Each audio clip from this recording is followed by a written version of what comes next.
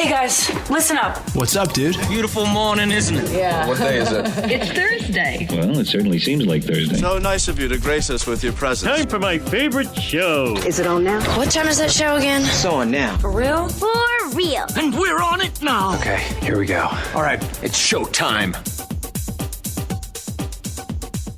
Good morning, DJ and PK. It's 97.5, the KSL Sports Zone. Welcome in on a Thursday morning. We are heading into a holiday weekend. And for those of you on social media, feel free to go to our Facebook page, David DJ James or DJ and PK. We got a couple of Facebook pages going. I use my own to kind of echo what we do for the show. What are you doing this weekend? What is going on this weekend? What is the sports game or event that you're way into? Personally, I think in this town, it's football and it's basketball, and we don't have either one of those, so it's a little slow. There is soccer, there is baseball, there's golf. WNBA has the All-Star weekend, so there's a lot going on, but I don't think any of you love any. Well, none of you.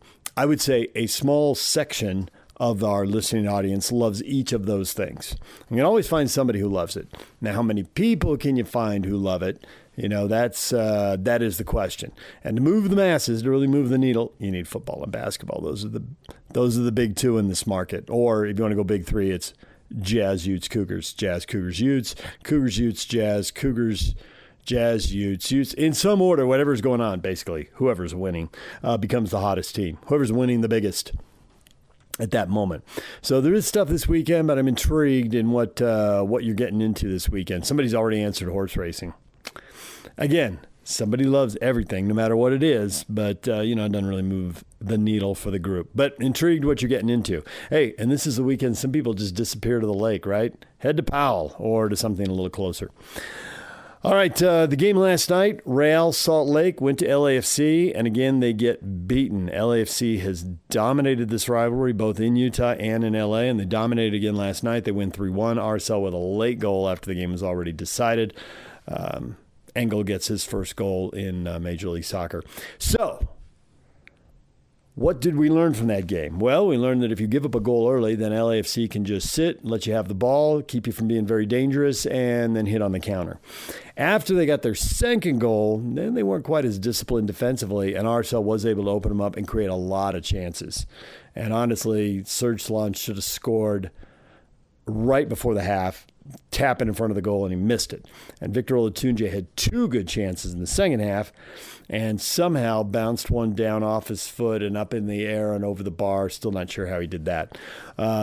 And he had another shot he could have finished, and he didn't. So there were opportunities there, but they did not take advantage of them, and LAFC wins, and RSL has dropped in the standings, and LAFC has flown by to third, and I think they might be in first place pretty soon. They looked really good.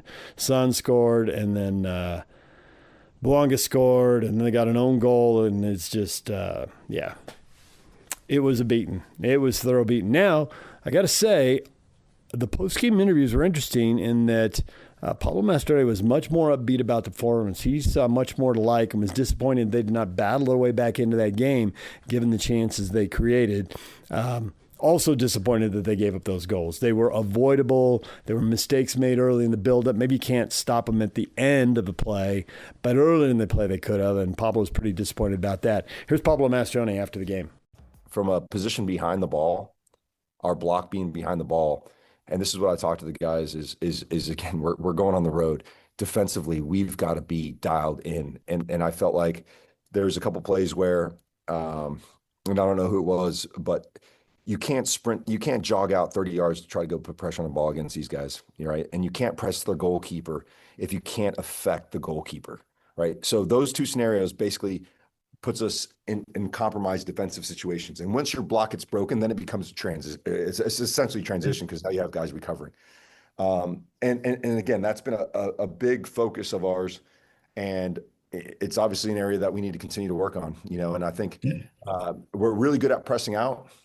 We're not good enough pressing back and getting into our block quicker, right? So, and again, it might be fatigue or it might be just an over exuberance, but to become a top team, you have to be, there's got to be more nous in the way you defend. It's not just especially now that it's summertime, right? It's going to be hot. These games are going to be, you can't have one guy going rogue.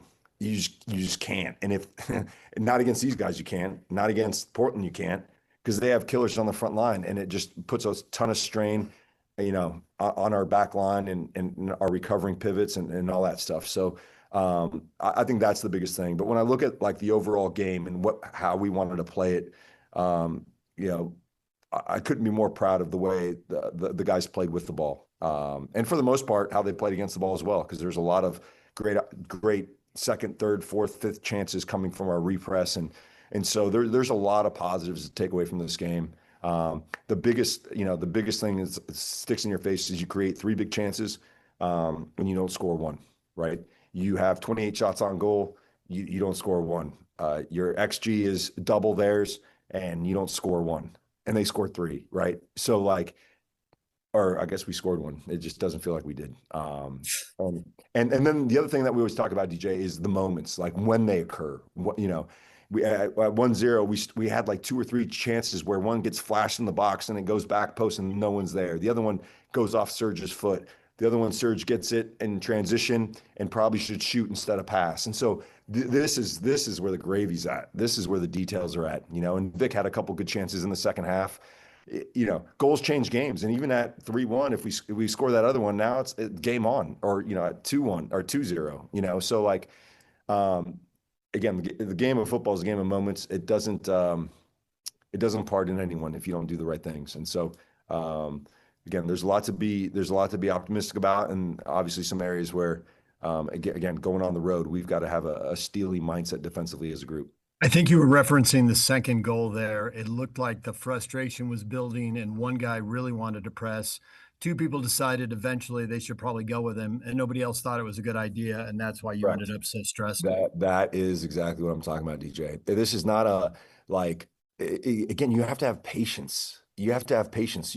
You watched the World Cup. There wasn't one team that didn't stay in a low block for a couple minutes and at a time like that. You've got to be willing to suffer defensively, and that's okay. And I tell the guys, we have a great attack. We're going to get our chances, but when the game's asking you to be patient, don't go rogue, right? And so then it's going back to kind of like preseason stuff, is like, what are the cues we're looking for to press out of?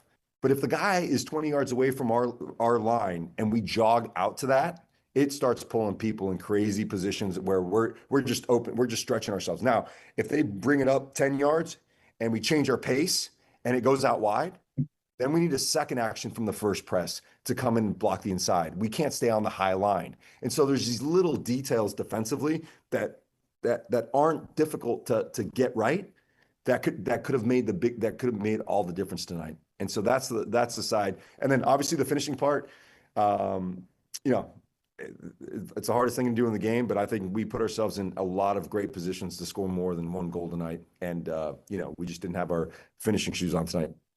You've been telling the guys, or did you tell them against LAFC, that the bus will be parked so tightly that because Giavogi had a shot early that he hasn't taken very often, and Caliscan probably had 3. Mm-hmm. Was that something part of the scouting report and how you prep guys going into the game? Yeah, no, I think, again, I think what we've been able to do in the last, whatever it's been, 4 or 5 weeks, it's been diversify the way we attack, and I thought tonight it was on full display. I thought we had some good shots outside of the box. I thought we had some great corner runs in the danger assist zone. I thought we had some good crosses in the half space crosses. And so I think that variability has been something that, we've been seeing from the guys, and comfortable playing in that block. So, just credit to them on that part. All right, there's Pablo Mastroeni after the game. We're going to take a break. When we come back, Ron McBride talking Cougar football, and he's now a concert promoter. He's not only like the second winningest coach in the history of Weber State football and the third winningest coach in the history of Utah football, he's also a concert promoter for his foundation, and he'll tell you all about that next. Stay with us. All right, DJ and PK. PK's on vacation, ready to talk college football and a concert of his own. Ron McBride. What's up, David? Former football coach at Utah and Weber State. Ronnie Mac, how are you? Good. I'm well. You are well. I am very well. All right, Mac, we promised people a little concert talk, but also a little football talk. So a little BYU and a little Utah while we're here as well, and we'll keep talking about the concert. Mac's going to be in studio here for a while. I've been reading preseason previews from the national people after the Big 12 media days and all that. You are, despite you're known as a Utah man, and you've been featured at multiple Utah games, awards, ovations washing over you.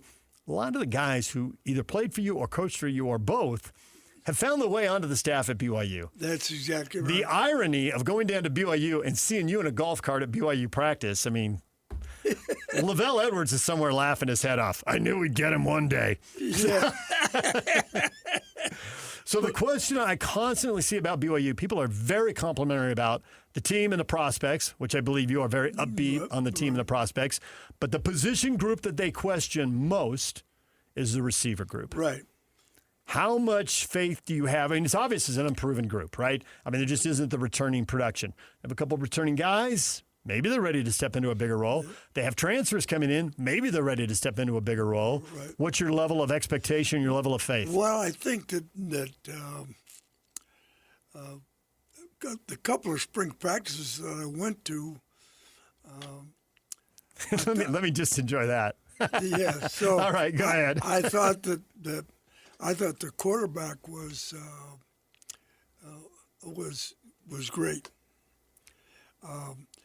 The receivers, he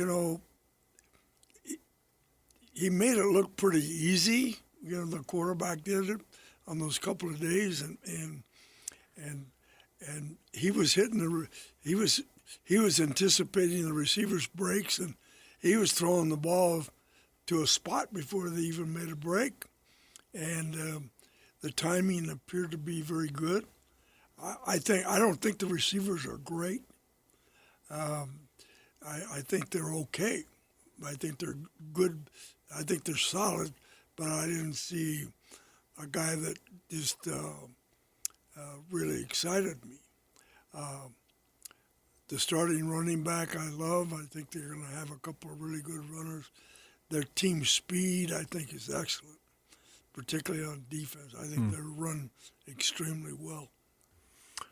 Do you believe, just as a general, not specific to BYU's case, but just general in football, to what degree does the quarterback make the receivers, and to what degree do receivers make the quarterback? Well, if you got some, oh my God, receivers, guys that. If you have Randy Moss. Yeah. Right. If you got those guys, so those guys are going to make plays with the ball, and they can. They can man coverage, they can blow by, and do things and make the big play. I don't see a guy like that down at this point. But I see guys who run good routes, guys that catch the ball, guys that know how to finish. Mm-hmm. But is there a speed guy out there that you say, oh, my God, that guy's impossible to cover? But I think there's a good communication between the quarterback and the receivers. And I think the offensive line is this kid gets rid of the ball quickly, so he doesn't hold on to the football. So their timing as far as getting the ball out on time, him not holding on to the football, him knowing where to go with the ball, I think is very good. So this is why quarterback is called the most important individual position in a team sport, is because you believe Bear Bachmeier's decision-making is going to make the offensive line better, so they don't have to hold their blocks as long. Right. And he's going to make the receivers better because he's going to correctly anticipate who's coming open. And receivers who might have a problem getting open will get the ball when they get open. None of those opportunities will be wasted. Yeah. So he's now, I don't know how good the second guy is. He took a lot of reps when I was there. Yeah, but I think there was a big difference between the 1 and 2. Well, that is generally the case in college football these days because the guys who are good enough to be starters generally aren't content with being a backup and can find some place that wants them. I mean, we're seeing quarterbacks on their third and fourth school. Oh, absolutely, So if they can get something out of Bourget, and if he's an older, experienced kid. He's a redshirt senior. So right. Well, yeah, hopefully he's got enough reps that he can give him something. He's been in the system. He knows it. But I think Buckmeyer's kind of in his own league. I think the guy's a very special player. And the defense, even with Jay Hill, who recruited Jay Hill at the U? We did. I did. That was during the Ronnie Mack era. Yeah, Kyle was your defensive coordinator. Yeah. And it went down between us and BYU. He was a Rick's College JC transfer. Right. Yeah. And for some reason, they were BYU people. His parents and expect him to go to BYU, but it just it seemed like we probably paid more attention to him than they did, and we appeared. I think that we wanted him more than what they. He maybe wasn't a priority for them, and he was a priority for us. So you build a relationship with Jay Hill. Obviously, you both coached at Weber State as head coaches. Right. You both take Weber State to the NCAA playoffs. Right. You've got multiple ties. How close are you staying in touch with him at Michigan? Good. In fact, I just got a text from Jay last week, and basically he just said how much he appreciated me, whatever I did to help him along the way, and he's got a great story. His wife struggled with cancer, and she worked her way through it, and they got a great family, but I'm proud of Jay because he wasn't afraid to make moves. He was in his own comfort zone when he was at Utah, and he did an incredible job at Weber. Yep. And then, but he left Weber at the right time to take the BYU job. The BYU job because he went down to BYU at the right time, and then he created a really good defensive scheme down there, and they recruited to the scheme, and then they brought Gary down there, and they brought Chad down there. They did a lot to help themselves, and I think Gary's input I think is huge down there. Yeah, Gary Anderson. Yeah. And that's another U guy. That's a big time U guy right there. Oh yeah. Yeah. So, he played. Were you the line coach when he played? I was his. Position coach. I was his position coach, and Gary from day one, you knew that he was going to be a football coach because that's just what he was all about, and you kind of knew that he was going to do really good things, and then Chad was. When I took the Weber job, he's the first guy I got in contact with. He was over in Maui at that time, was the head coach at Baldwin High School, but he was the kind of personality that we needed at Weber for the players because he was a personality player, and so Chad, and that was a hard thing for him because he was pretty well set with family and everything in Maui, but he's really done a great job with his career. He's been some really good places, and he's established himself. Were you surprised when Jay Hill went to Michigan, or when you heard Kyle was going to Michigan? Did you assume Jay would follow. And you have a unique perspective on Michigan because part of your career you were coaching at Wisconsin. Right. You were on the staff at Wisconsin. Actually, you have a Michigan story you have to tell. It's just a great story. It's like one of the top 2 or 3 stories. So were you surprised, or did you think it was an automatic? That Michigan's such an opportunity? Well, when I looked at who they were talking to, and I spent that first spring that Harbaugh was there at Michigan, and I'm kind of looking at it, and then and Michigan's kind of set in their ways because they like Michigan people to be in charge of their program, but it just seemed to me that when you look at the people that they were interviewing and the people that could have success there, to me, Kyle was the right fit because, of his background and what he's done, and the fact that he has his own people that he could bring. So was Jay an automatic then in your mind? I think that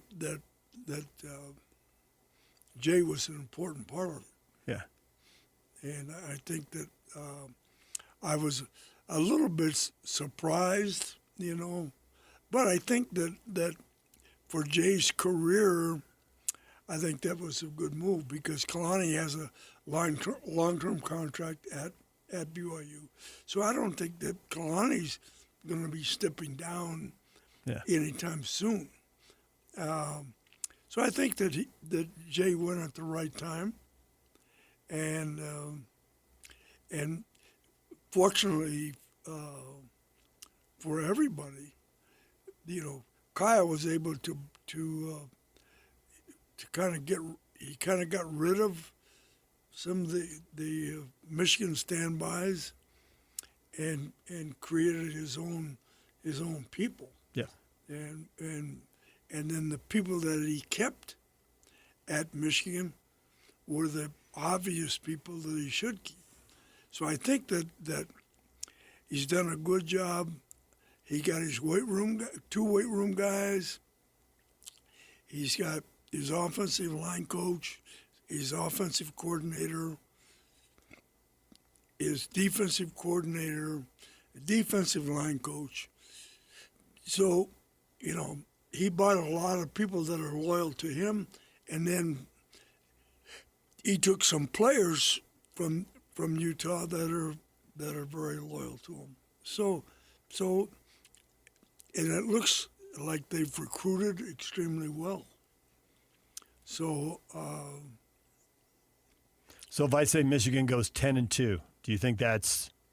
Am I going too high with that prediction? No, I think that's about right. Yeah. I think that they'll be, That is what I said in a newsroom debate, and I got to admit it was a little off the cuff.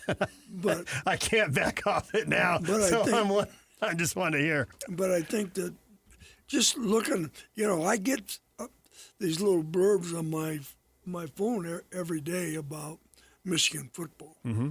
So when you look at the guys that they've recruited, the guys that are committed to them, and you look at they've basically, I think, covered their needs, and I think covered their future to a certain extent. Mm-hmm. Now, Michigan can be really hard on a non-Michigan guy.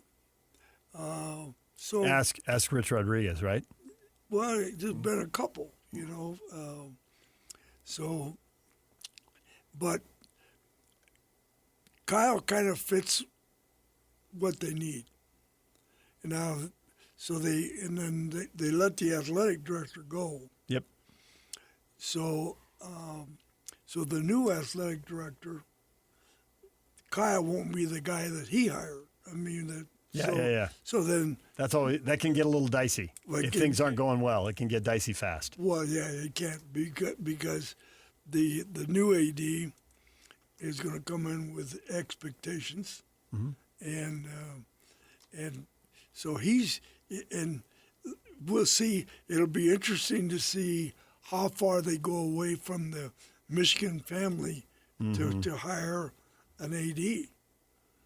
So traditionally, they'll hire somebody with huge Michigan ties. The basketball coach is on a shorter leash than Kyle. I mean, he only has like a 2-year contract, whereas Kyle's got multi-year guaranteed, money locked in. I mean, he's signed into the next decade. Well, Kyle's no dummy he had leverage as far as contracts and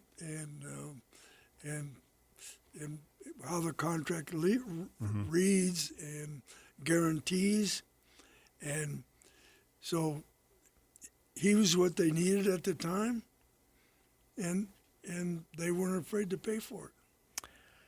No shortage of money in Michigan.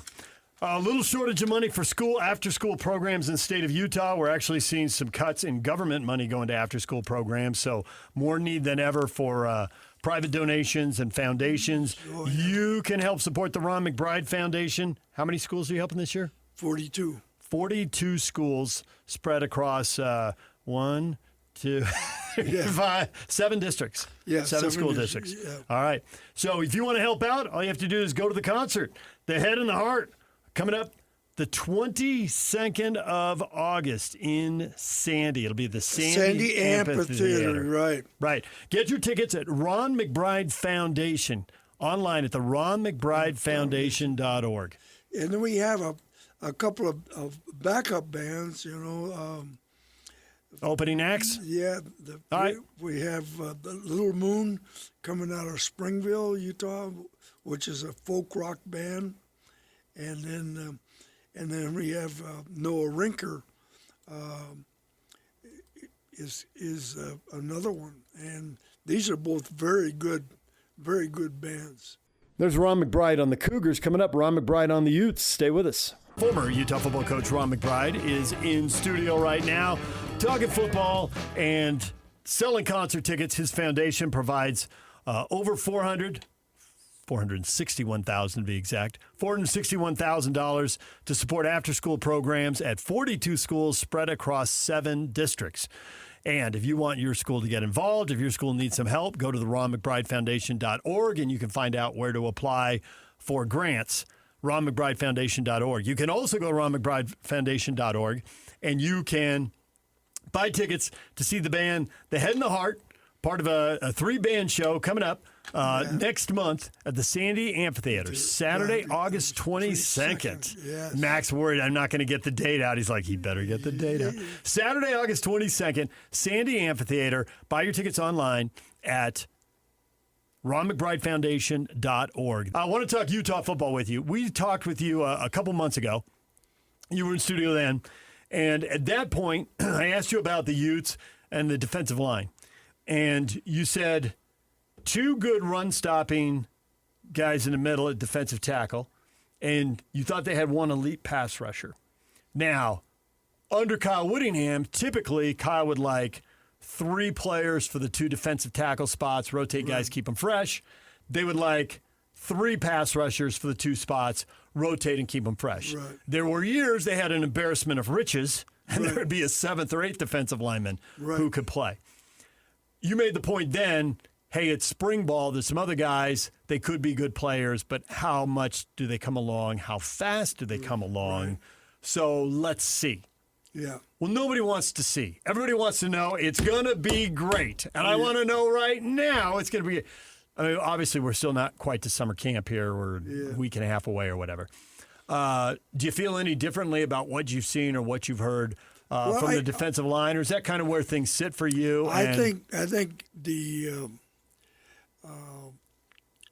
I think everything really depends on the D line. I think I think there's a lot of question marks. Mm-hmm. I think Kafusi has to have a big year, and then Chris Malfala's nephew needs to have a big year. Mm-hmm. And then they need to have a 3rd and 4th guy that can fill in. I think the Ross kid will be possibly one. So I don't know what the depth looks like with the inside guys and the quality. I do like one of the DNs. I think is really good, a very good player. And then I'm not sure who the other one is going to be off of spring, but I think that group is key. Mm-hmm. They have two really good D-line coaches in Luther and Inoki. So I think that they're both really good teachers, and I think they'll develop those guys. I like their linebackers, and I like their back-end guys. I think their back-end guys are really good. Their man coverage guys, I think, are very good, very athletic. I like that group. If the D-line isn't great, how much can they help them out? I mean, Morgan, when he's defensive coordinator, he's not that far away, right? he's the head coach. He's just a couple steps over on the sideline. How much he was always famous for bringing blitzes, bringing exotic blitzes, making the team hard to block.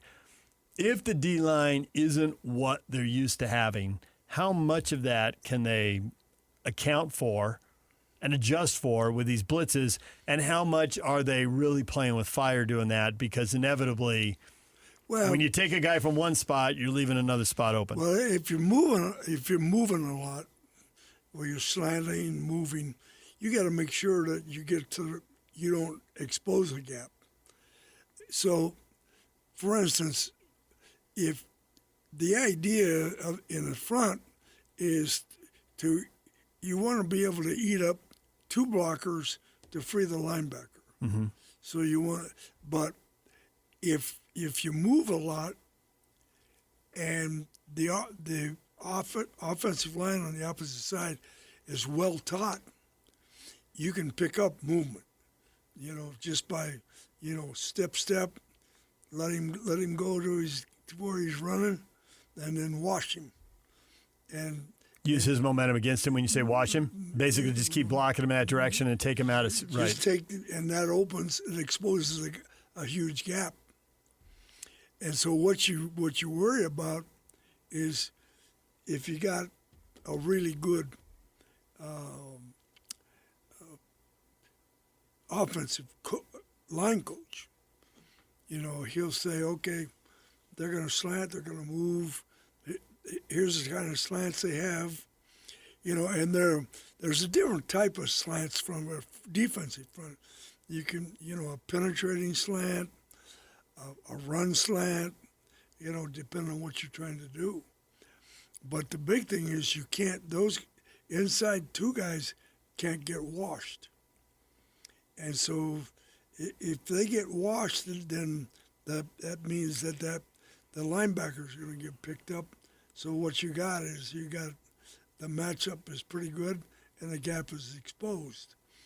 So what you can't do is you can't expose gaps. And you got to be able to hold, your gap. That is a big part of how that Kansas State game at the end of last year started going sideways and why it ended up 51-47. I mean, they pulled it out, but they gave up a stunning number of rushing yards. There were a lot of big plays. Well, a lot of the, like people running just inside zone, inside trap, and people were making a ton of yards just off the inside zone stuff. Yeah. When you took over as head coach, how big an adjustment was it, and how long before you felt you were really in command? Because the start of your head coaching, the talent wasn't good enough. No. Now, when you look at Bronco Mendenhall and Kyle Winningham, when they were a coach for the first time, and this all leads into, obviously, Morgan being a head coach for the first time, the talent was pretty good at BYU. Right. The talent was a little hit and miss at Utah. Right. But even as they brought the talent up, because so many guys left after Urban's year, there were guys leaving early, there were a lot of seniors, so there was just a lot of talent gone. But Kyle started out 16-13 in his first 29 games over 2 years and a month. And Bronco was 6-6 his first season and then just started rolling out double-digit wins the second season. Right. And both players, Bronco had a memorable quote, I thought I knew what I was doing, but I didn't. I didn't know what I was doing, right? Kyle's memorable quote, after the first game, I think they won it, they beat Air Force, and he opens the postgame with, man, those games are really long. Well, the games are as long as they've ever been, but you were only responsible for the defensive snaps. Right. Now you're suddenly responsible for special team snaps and the offensive snaps. So, yeah, I bet, you're dialed in focused. So both guys in their own way admitted, hey, I got a lot to learn here. And then you could tell from their record early on they had a lot to learn. I don't know if you felt that the same when you first started, and what have all of your experiences mean for where we should set our expectations for more. And I should throw Kalani in this also. Kalani's first 4 years, 27 wins, 25 losses. Yeah. Now, last 6 years, he's got 4 double-digit win seasons, and the 2 years he didn't get to 10 wins, he had quarterback injuries. Well, that's the only thing derailing Kalani now. So all these people have had something to learn early on. I wondered if Morgan does, and I wonder what your experience was and if you were feeling the same thing. Well, I think when I took this program, and I figured that I was going to be here for a while, and so we had a plan, and we weren't going to really be in my third year. We would be productive. So I figured it was we want to build a defense first, then and have an offense that didn't turn the ball over, pretty conservative, and then the second year we were going to rebuild start rebuilding the offense. The third year we should be able to win, and so we stayed with that, and we did. So we built a program based on defense to begin with. So every good player went to the defensive side of the ball. And then we made sure that we had, we started recruiting great tailbacks and physical offensive linemen and quarterbacks that could manage the offense. And then as we progressed into our, I think it was our third year or fourth year, our first bowl game, and then we were kind of on our way. Then we moved from, the lower half to the upper half. Yeah. And so then we were. So do you think Morgan is set up to be in the upper quarter of the league, maybe the conference title game, are 10 wins in play, or like Kalani, like Kyle, like Bronco, are going to be hard lessons to learn, and you just got to endure a little bit of a bumpy road before you get to where you want to be? Well, I think that they're pretty stable, and I don't think it's a rebuild at any point at Michigan. I think it's a continuous. Yeah, at Michigan. But what about for Morgan Scalley at Utah? Yeah, well, Scalley, I think that there are good enough players in place because they got the quarterbacks. Mm-hmm. They got the best wide receiver group they've had. Look at you go, stealing my next question. The wide receivers under you had NFL wide receivers playing in the WAC. Right. And Urban obviously had wide receivers and they could throw the ball all over the place. And the Sugar Bowl team, Kyle early on had wide receivers. The Sugar Bowl team had a good group of receivers. Right. But after the Sugar Bowl, they never really recaptured it. And there were some really lean years for the wide receiver position. Right. Is that going to be different under Morgan? Because he's going straight to the transfer portal. Well, so they took the best receiver out of San Jose State. Mm-hmm. They took the best receiver from Utah State. They took the best receiver from Mississippi State. So they got 3 quality receivers that transferred in there. So they've got some depth and quality and proven guys at wide receiver. And they have that tight end slot guy. Mm-hmm. They've got 4 or 5 guys at that position that are all look the same to me.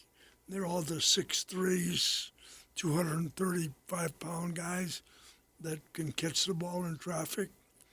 And so I think their receiving core is really good. And both quarterbacks are excellent. The Dampier kid's really interesting because if you don't protect the edges against him, he's going to escape, and he's going to make a play. And he's a smart kid. And I think the left-handed kid is special. Ficklin. Yeah. I think Ficklin's future is... Well, you said they have the quarterbacks back, and you're on a roll, so I let you go. But it's just so rare to be able to use the plural at that position. Oh, yeah. I mean, well, I think the biggest thing is Ficklin and the starter are really good friends. And I think they wanted to stay together. Because I know that Michigan went after Ficklin. Mm-hmm. And offered him a considerable package. And he said no. And he stayed at Utah. And so just having those 2 guys, and I think they recruited a 3rd guy out of Texas that I think is going to be a very good player, and he fits the scheme. So they'll have, it looks like, unless these guys go to the portal or whatever, but it looks like they're pretty stable at that position. And McGivern, who's the coordinator, I think is very good, very smart guy. And he was my coordinator at Weber, and then he was at Oregon State with Gary, and so I got a chance to work with him again up there. And he's he's an incredible football mind, and he's a very good football coach.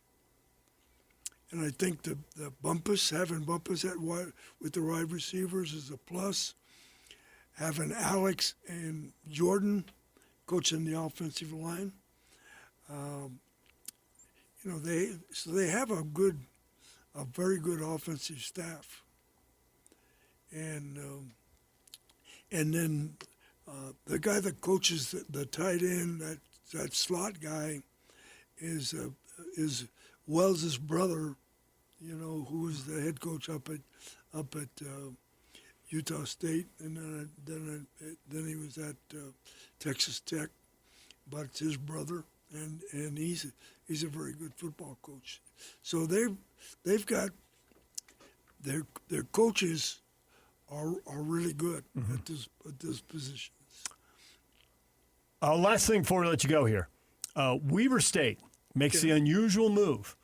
And you're a former Weber State coach, and Jay Hill played for you, and he's a former Weber State head coach, so I know you have your eyes on the program, and you're very invested in the high school scene. We really haven't talked about that, but Mac, you're 87 years old, and you're working out kids on the weekend. I mean,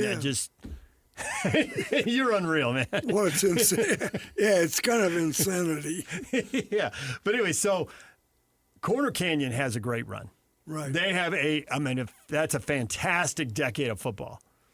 And Weber State makes the bold move, and he's got roots, and we've gone through this in the show before about he's got roots, offensively going back, like one of the cutting-edge minds, and they run cutting-edge stuff at Corner Canyon. And now they're going to do it at Weber State. What'd you think of the hire? How's that going to go? I think he's a great hire. And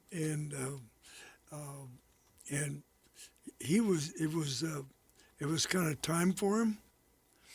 And his pluses, he understands the importance of the head coach at Weber understanding Utah high school football is extremely important. Well, because Eric Kerr coached at Jordan before he coached at Corner Canyon, so exactly. Well, he's got a ton of high school experience. So Kerr knows the high school players. He knows he has a good reputation, obviously, of developing quarterbacks, developing the passing game. So I think that he was a great hire, not a good hire. I think he's a great hire, and it's the right time for him because he was ready. So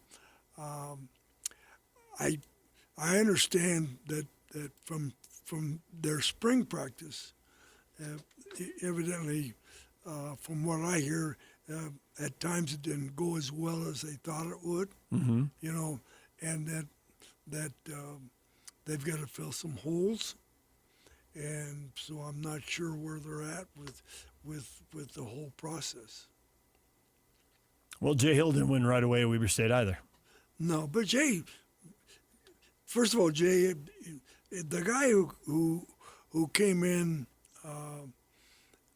after I left, they really took a huge minus because the program was built for success, and they took it all the way back to ground zero. And then Jay took it; he had to rebuild it again. And he knew where to go. He knew what players to get, and he did. He recruited extremely well. He knew the Utah high school scene also. Oh yeah, absolutely. Yeah. All right, there is Ron McBride. When we come back, what is trending? The headlines are next. It's time to get your morning started with the news you need to know. News update. This is what's trending with DJ and PK. Hashtag NBA. Right now, Giannis, he want to be Billy Badass. He don't have friends. He don't reach out to people. He don't do all that nonsense. I get all that, right? But if they're trying to get LeBron, he got to put his pride aside. At some point, you got to jump off the porch and you got to pick up that phone and call somebody. Sometimes you have to get uncomfortable. And I think the best destination right now for what LeBron James is looking for, if he goes to Miami, which he should, he will be that primary ball handler and that guy that he wants to be. There's ESPN's Kendrick Perkins trying to push LeBron to Miami. Team up with Giannis and Bam Adebayo. Do they have enough shooting? Do they have enough ball handling? I mean, LeBron will have a lot to do there. There's no doubt about that. If you go to Philly, there's more talent, but everybody's got to share the ball, and is that really going to work? And you can say, is Embiid going to stay healthy? But, man, I wonder if Giannis is going to stay healthy. Giannis played 36 games last year, and before that, 67, 73, 63, 67, 61, 63. Do you see a trend there? Low 60s. He's going to miss at least 15 and probably 20 games. And he's only getting older, so he's in his 30s now. He's 31. He'll turn 32 early in the season in December. Can you count on him being healthy in the playoffs? If Embiid isn't healthy, you've still got a bunch of guys who can play. Now, maybe you don't have the size, and you're doomed there.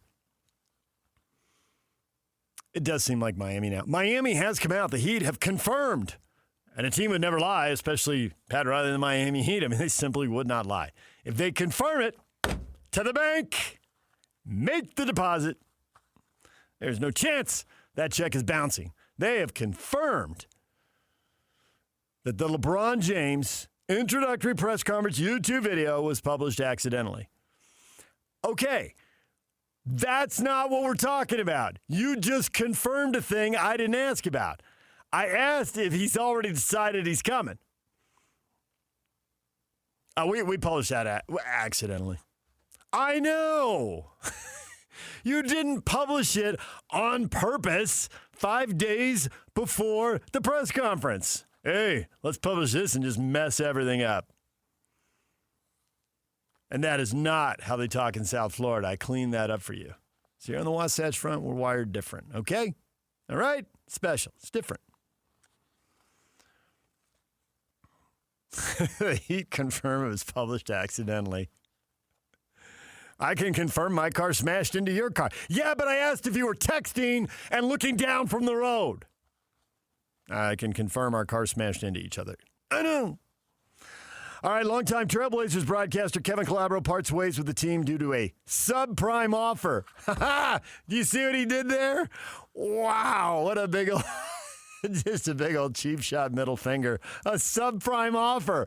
I see what you did. That's a financial joke right there. You took a shot at the owner. The Carolina Hurricanes owner, Tom Condon, has purchased the Portland Trailblazers and is currently going around to everyone saying, mine, mine, mine, my money. Let a bunch of vice presidents go. It looks like he's going to let most, if not all, of the broadcasters go. The radio may be simulcast or broadcast off the road, which is not the way the NBA does it. It is the way MLS does it. It's the way I called the game last night for RSL. But you see, the NBA has a lot more money, and so it's supposed to be done at a certain standard. And most famously, he's telling the city of Portland, the county of Multnomah, and the state of Oregon, mine! My arena, you pay for it, and go. So we're waiting to see how that works out. Now, I have seen some reporting. We're trying to get Bill Orm on the show, and it'll probably happen next week while I'm on vacation because it doesn't look good today. But Bill was way out in front of this. Congrats to Bill. He said he saw something coming. He took a lot of heat from fans on social media. I know Bill from when he wrote at the Salt Lake Tribune, and I've followed him on social media wherever he's gone, down to Southern California, back to Portland, where he's from. Home, the calling is strong, and Bill heard it. Now, there is some reporting out there that the NBA owners aren't excited about letting him move. You know, hey, Seattle and Vegas, and there's one quote, I like Tom, but I like $200 million more. You know, it could be their share. But again, they're not answering the question I'm asking. Will the Blazers move? I'm not going to vote for them to move to Vegas. Well, there's other places in America to move. Rumors about Nashville, which honestly I'd be a little lukewarm on. I don't know. Kansas City, I might be a little more excited about Kansas City. Kansas City's already built an arena. They just have to give you the sweetheart lease. You won't own the arena, but you go in there and sign for 20, 25, 30 years, whatever. They give you a sweetheart deal. They've already built it. They're already paying for it. Seems like that's slam dunk ready to go. Now, you could go to Nashville and maybe the same thing because they already have an arena for hockey, so can they put you in there? But then you're the second tenant. You don't control the dates. They may be about to get Major League Baseball. Is Nashville got enough money for the NFL and Major League Baseball and the NHL and the NBA and Major League Soccer? And, I mean, come on.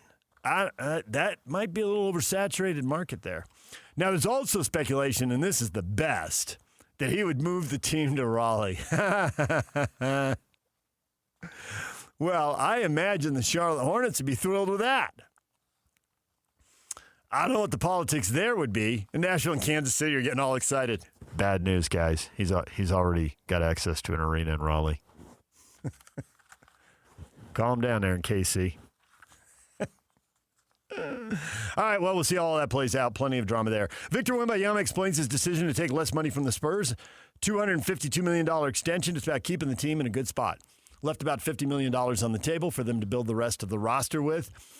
It's a smart play. I'm surprised more athletes don't do it. I think it's a big issue in the NBA now with these supermax extensions that are available but put the team in a bad spot.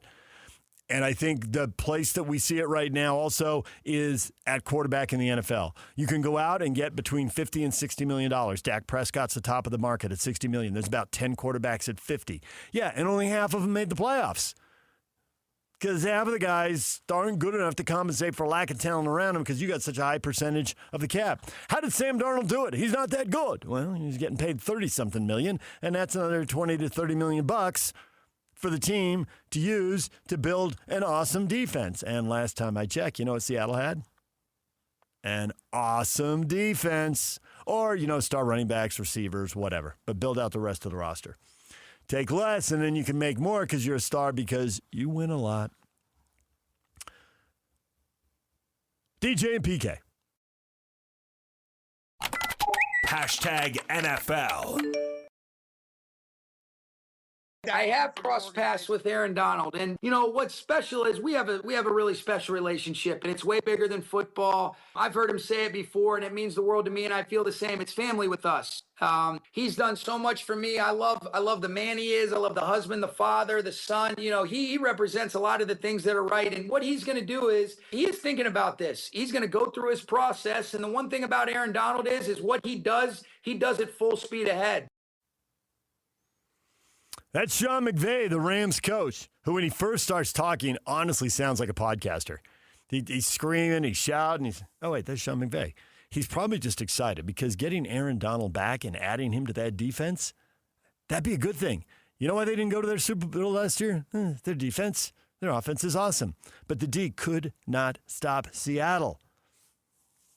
Now, they've gone out, they've made major adjustments. I mean, he would only be the second best addition to their defensive line, so that would be awesome.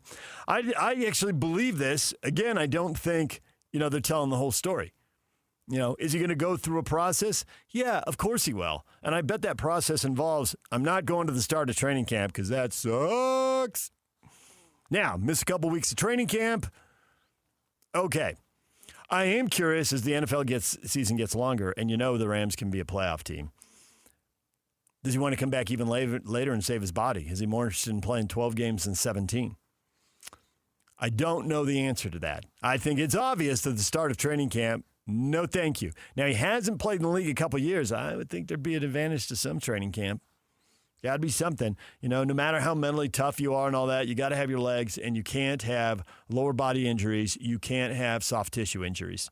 And you can be as tough as you want. You pull a hamstring or a calf, quad injury.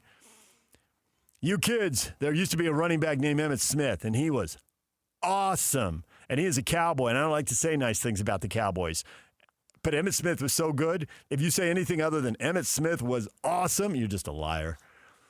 And Emmitt Smith, once upon a time, jacked up his shoulder. Turned out it was separated.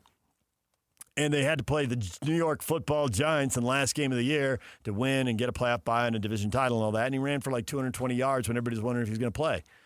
And the next year, he had, I think it was a quad injury. It was definitely a leg injury, though. And he got asked, well, you're going to have a great game. I don't know. And they're like, one of the reporters followed up with wait, last year you said this about your shoulder and you ran for 220 yards. I mean, why won't you do it again? And Emmitt Smith looked at him and said, because I don't run on my shoulder. See?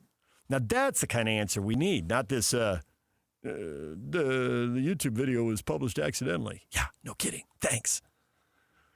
No, this is what we need. And then Emmitt, I think, ran for like 30 yards because when your legs are messed up, I mean, what can you do? There's some things you just can't tough out. So he's got to put in enough time to get the body right and to be able to endure the rigors of the season. How he pulls that off, that'll be an interesting decision. I think we're going to see him play at some point. The question is when and how much, and will his body be able to take the beating? And maybe they only play him a certain number of snaps and needs him back. There's a lot of things to consider there. Chiefs unveiled the renderings of a planned $3 billion dome in Kansas. Domes used to be the concrete bunker at the end of the mall. Don't know if you ever had the misfortune of going to Tropicana Field or the late and lousy, not the late great, the late and lousy Seattle Kingdom. Zero atmosphere. When the nukes come, we'll be okay. We'll have to, eat popcorn from the concession stand, but now everybody's going to glass. And first it was glass at the end. Famously, Dallas decided to put the glass, between the field and the sun. What could go wrong? Minnesota, I think, did it better. Put the glass at the north end where the sun won't be shining in, but let some light in. And now we're seeing these translucent roofs, which when they first tried it in the original Astrodome, turned it into a hothouse, and moss started growing on all the seats, and so that grossed everybody out. Now they seem to have managed it a little better because that's what they've done in L.A., where it's not a complete dome. It's more like a canopy over the field. So Kansas City's going to try that, and they're making a point of saying they're building it up wide enough to hold soccer there. They want to, and I really think if they don't put the field it's got to be natural grass. Put in natural grass and build it so you can roll that thing outdoors. Now, that's tough in the winter. It's not as easy as it is in Vegas and Arizona. But nonetheless, you have to have access to a concrete floor if you want to make it the multi-purpose building it can be and try to get your money back. You're sinking $3 billion into this. You're going to need a lot of events to to break even on that thing. So they'll put that on the other side of downtown. They currently play 20 or 30 minutes east of downtown, and they're going to go over. They haven't picked the exact site, but they're probably going to end up by the NASCAR track and the soccer field, and there's some big furniture mart and mall over on the west side. So it'll be in Kansas, and they get their new stadium. Tyreek Hill posts a workout video that says still no power in his leg 10 months after surgery. You're thinking, who does Tyreek Hill play for? Because he used to be with the Chiefs. He used to be with the Dolphins. The reason you can't remember who he plays for is because he hasn't signed with anybody. He's a free agent. So 100% to the honesty here, ripping all the other people for, we posted accidentally. When you say you have no power in the leg, you have no chance of getting signed in the NFL. But, hey, there's the honesty. Tyreek's not messing around with that. So I guess points for that. It's 10 months after surgery, and the legs aren't right. The leg isn't right. DJ and PK. Hashtag college football. Would you quit your job before interviewing for another job or being offered another job? No, nobody would. But we have a portal that you can go in with a do not contact. I'm going to quit my job where I'm getting paid, and I'm going to go in saying I need a new job, but nobody can call me to interview. Like, what have we created? And let's not act like recruiting in college football for the last 100 years is the most moral thing, right, that's ever been existed. I mean, like, what are we talking about here? The model obviously has been broken, and I'm all for everybody being on the same playing field and doing the same things. I get it.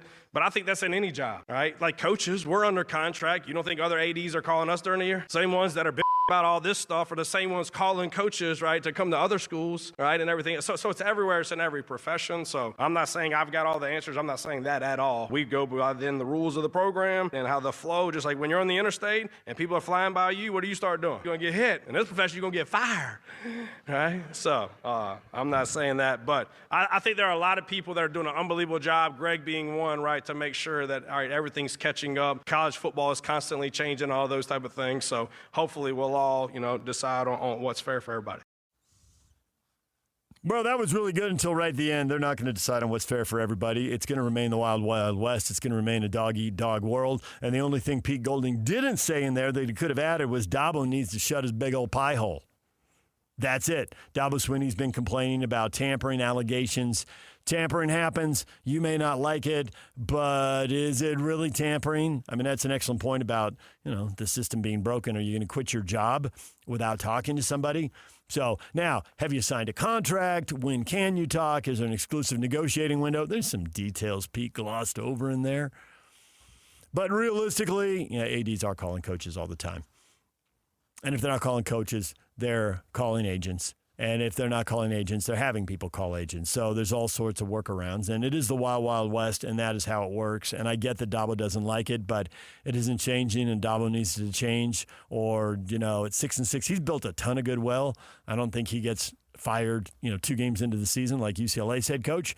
But you don't get to go 6-6 forever. So where is the, the water's going to start heating up. I don't know how fast, but that was quite the rant from Pete Golding. Sounds like he's very quotable. He's following another quotable coach because obviously he's following Lane Kiffin. And by the way, as far as Ole Miss and LSU, and there are hard feelings there with Lane leaving before the season was over, and obviously there was tampering there. And obviously Lane wanted to go and left the team hanging going into the playoffs, although they won an advance to the semis without him. Lane and I are great, Pete Golding says. So if you're looking for drama, go look somewhere else. John Summerall says Florida quarterback does not need to be Tim Tebow. Man, they're chasing ghosts at Florida. They've had a couple of great runs. Steve Spurrier had a great run, obviously in the 90s. Urban Meyer came in, had a great run in the 2000s, and the last 15 years have been different. You really cut them in half. They had a run where they had a lot of 10 and 11 win teams, but they weren't playing for the national title. And they got mad at those coaches and fired them. Basically, they've gone through 4 coaches since Urban, and everybody gets about 4 years, and then they're out. And Billy Napier went out with a losing record. Yikes, he had 1 winning season in 4 years. They've had 1 winning season in the last 5. They've had a couple of 6-6s and lost the bowl game to finish 6-7, but nonetheless, 4 of their last 5 losing seasons. So you don't have to be one of the greats. Come in and be pretty good. They need to have a 9-win season and then build off that.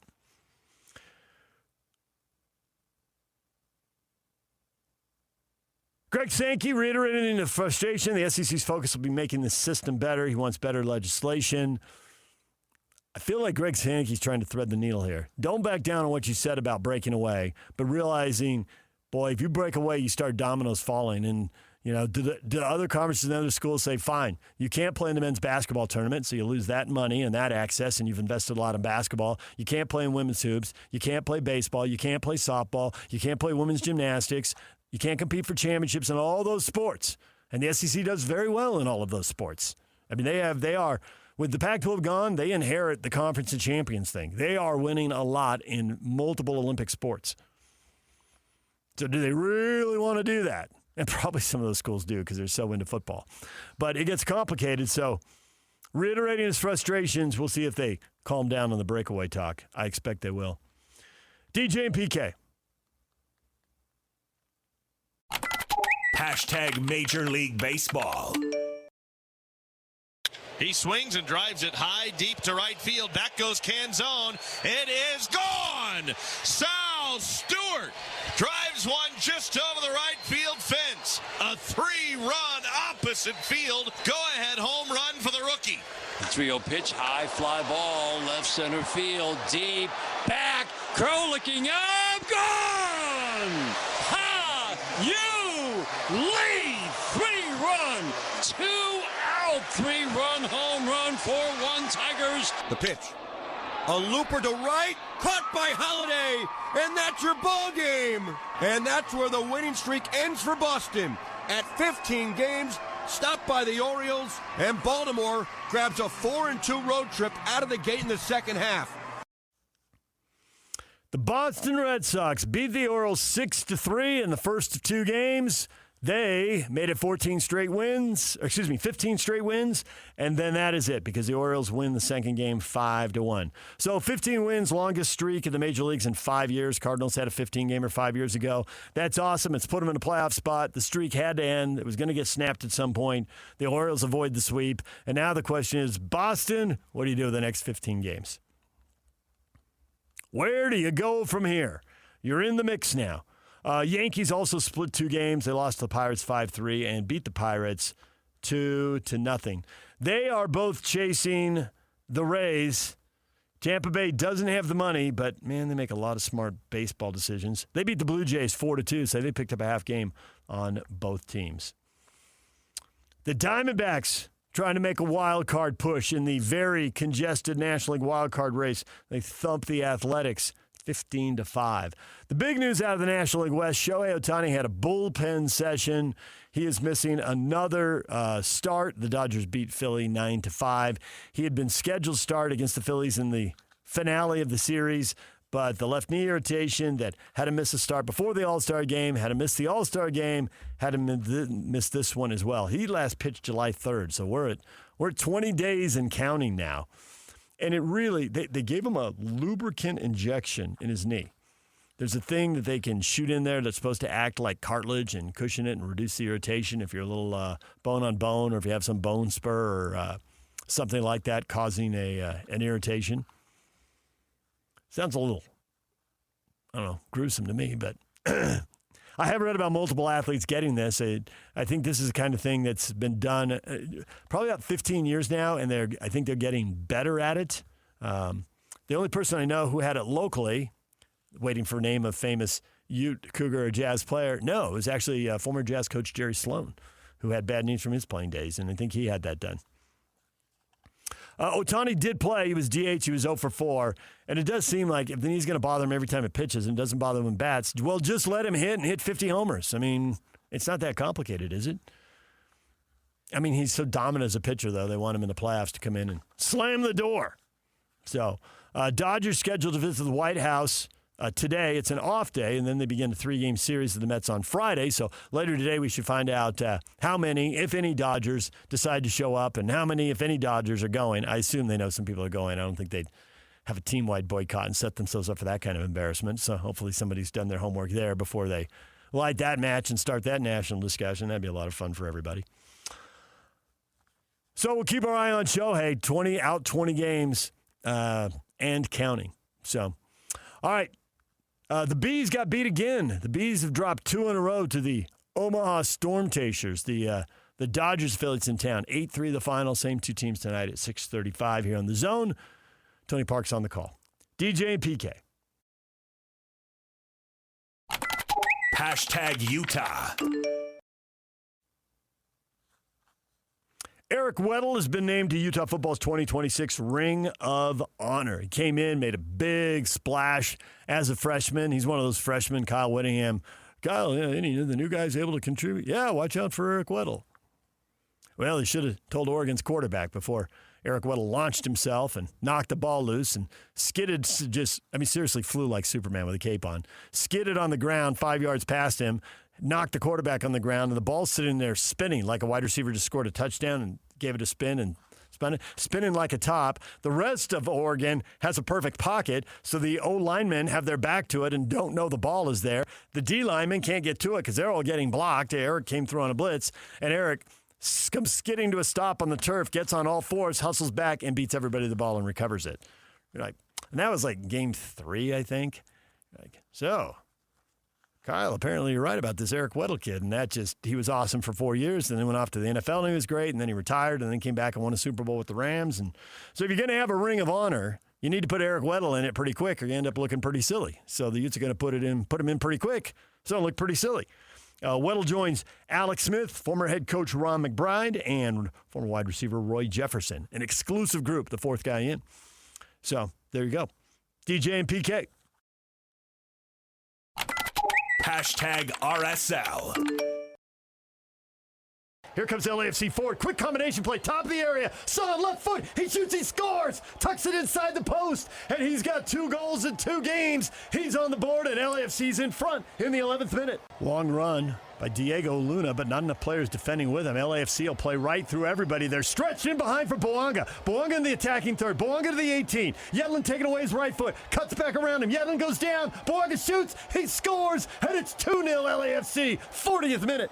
Corner for RSL. Saba plays it to Engel, unmarked on the near side. Shot off the post and in, and RSL pulls one back. 86th minute, of all people. Who knew? Real Salt Lake goes to LAFC and gets beat again. It's been a house of horrors for them. They lose 3-1. You know, it's funny when Seattle comes in here, and no matter how well they're playing, they get beat by RSL every year. That's hilarious. Now, when RSL, no matter how well they're playing, goes to LAFC and gets beat every year, doesn't seem as funny, does it? Really hypocritical analysis there. But nonetheless, I think that's how most people feel. It is a house of horrors. LAFC, I think they're headed for first place. They were 5th during the World Cup break. They played the Galaxy Friday night in El Tráfico. They won the Battle of L.A., 3-0, and then they turn around and win this 3-1, and they're now in 3rd place in the West. And the top 2 teams, Vancouver and San Jose, both dropped points yesterday. So I think we're going to see LAFC in the top spot here before long, especially with those 2 guys. Son, the South Korean star who played in England for a long time, but now in his 30s is here in MLS. 2 goals, 9 assists. He scored the first goal. Denny Boanga, the Frenchman, scored the second goal, and then they were trying to combine for the third one, and the deflection off Yedlin, unfortunate own goal there. Not much you're going to do when you're stretched and facing your own goal and in trouble. So 3-1 the final. LAFC. Now, in the postgame, Pablo was more upbeat than he thought he would be. I thought LAFC got the early goal, and then they just got to sit in like they wanted to do and wait for a chance to counter where they're deadly. I thought the whole thing just played into their hands. It was just textbook. If their coach, Mark DeSantos, could have drawn anything up, he would have drawn that up, except the shutout. They wouldn't have given up a late goal with a couple minutes left. But other than that, it was everything they wanted. Pablo Mastroeni thought the team executed better as it went along and just critical to finishing. They created chances. They should have scored right before halftime, and they didn't. Salons had an open goal. Good service from Gozo, and he couldn't redirect the thing, put it in the net, sent it wide from about 5-6 yards in front of goal. It was a really good opportunity. They really let LAFC off the hook there. That's a bad miss. And then they had Victor Olatunji in front of goal twice. I don't know how he headed that ball off the ground, off his foot, and over the crossbar. That was miraculous geometry. That should have been a goal. And he had another good chance. But the guys who can finish goals, as Pablo Alex is saying, he said again last night, it's the hardest thing to do in soccer. And so the guys who can do it get paid a lot of money. The highest paid team in the league is Inter Miami, and a lot of money is going to Messi, and you know about Messi finishing goals. And the second highest paid team is LAFC, and guess who they're paying? the two guys who scored. And RSL is down around 20th with less than half the payroll of LAFC. So there you go. They've got opportunities now. They're right back at it in Portland Saturday night. And Portland played, they split the points, actually. They got a late goal. They were getting beat. And they got a goal in stoppage time and ended up 2-2 with Dallas. So RSL will try again Saturday. The games are coming fast and furious. We'll see if they have the depth to handle it. They've got 4 injuries. Justin Glad didn't play last night and is not expected to play probably for at least a month. Probably longer than that, but just say a month for now, and we'll see a month from now how far away he is. 8:30 Saturday night for that game. All right, DJ and PK, that is what is trending. Brought to you by Shamrock Plumbing. No job too big or too small. Get the personal touch with Shamrock Plumbing. Coming up today, got a little slow spot in the calendar. So we're going to look ahead to the NFL season. That's right. Kevin Graham will join us 8 o'clock. We'll talk with him. And Brian Dunseth called that game last night. He was in L.A. He will join us at 9 o'clock and look ahead to the Portland game Saturday, and we'll talk a little World Cup with him. He got to call a bunch of World Cup games, so we will talk with Dunny. We're giving stuff away today, apparently. Alex, you got to work extra hard today. Alex is going to be answering the phones. We're giving away tickets to see Post Malone with Jelly Roll and Carter Faith at Rice Eccles Stadium July 28th. Tickets are on sale at livenation.com. We'll give those tickets away in the 9 o'clock hour. In the 8 o'clock hour, we'll give away another Lush Flag blanket celebrating America's 250th birthday. That's in the 8 o'clock hour. Normally, we'd spread this stuff out. We'd give away something every day, but we're off tomorrow for Pioneer Day, so doubling up today. So stick around, and you'll have a chance to win some stuff. Coming up next, the question of the day. Hot takes or toast. Stay with us. Over 2 decades of sports radio dominance in Utah. My favorite. This is DJ and PK on 97.5, the KSL Sports Zone.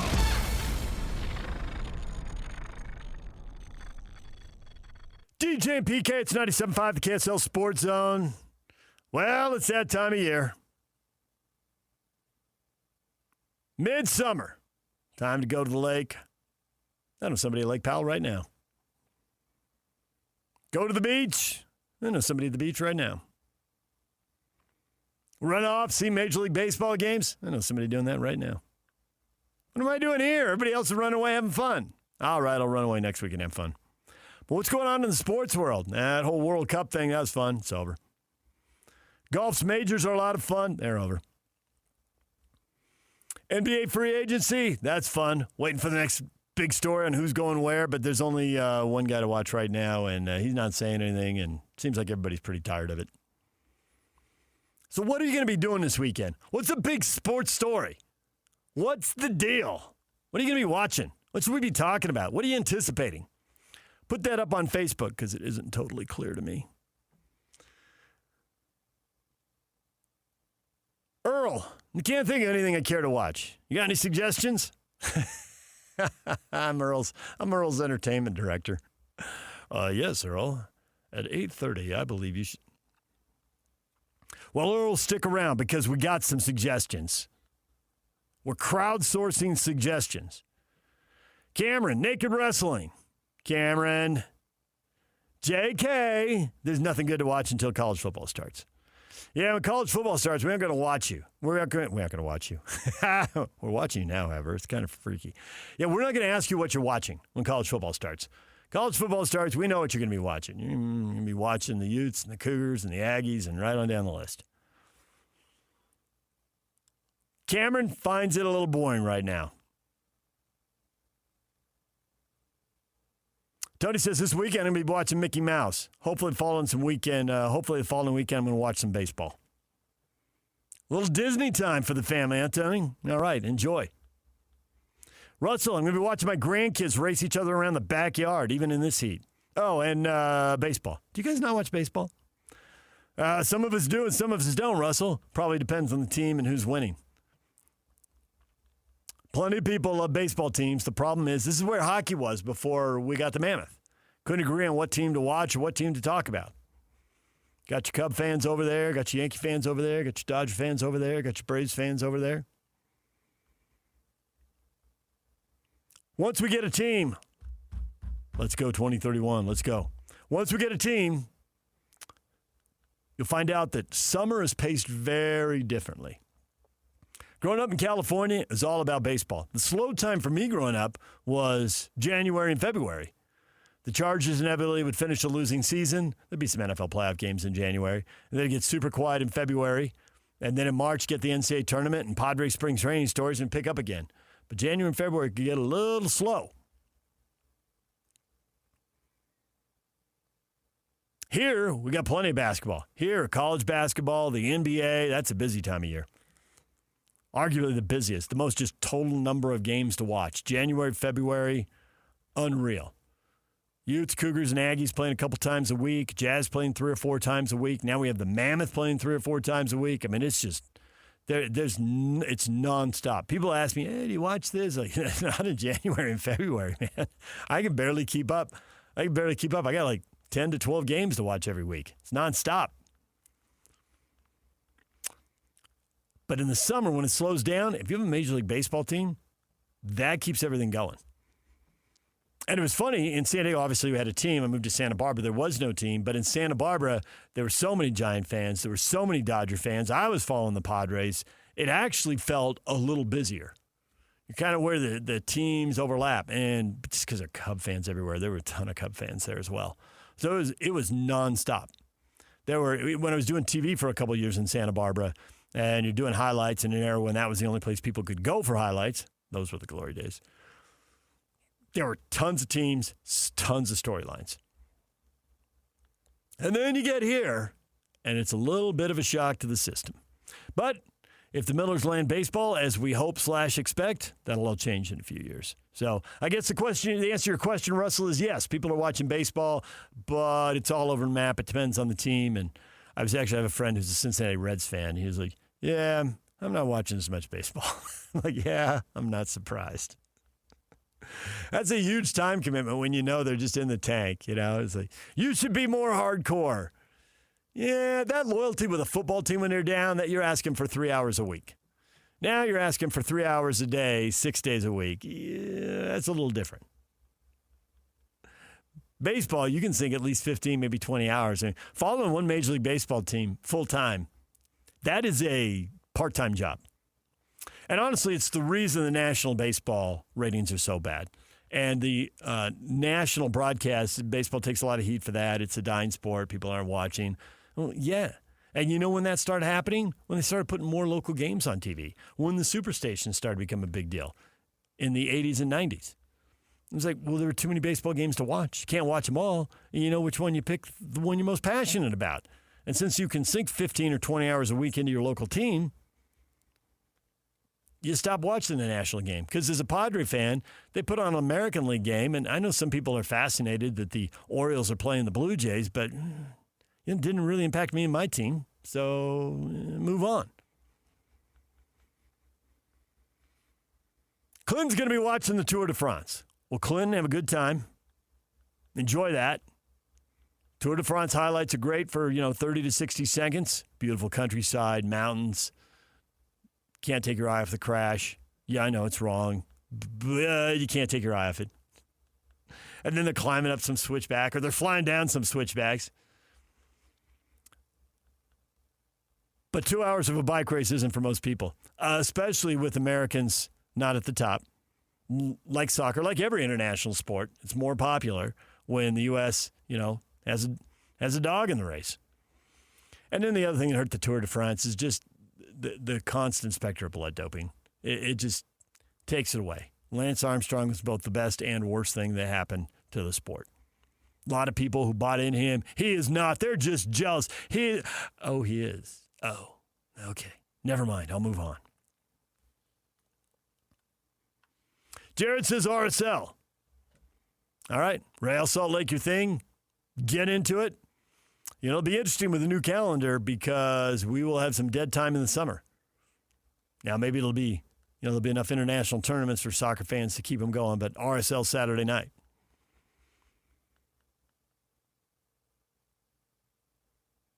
Ricky says he's going to the horse races to do some betting on the ponies. I got to reply to that. Where? I guess Wyoming Downs is closest, right? I mean, Nevada, for all its gambling, doesn't really do horse racing. The people who spend billions of dollars on casinos don't want you to go watch horse racing. Why don't you come into the air-conditioned casino? Plus, even the horses are voting no on racing in the summer in Vegas. No, thank you. Don't need to do it in the Nevada desert.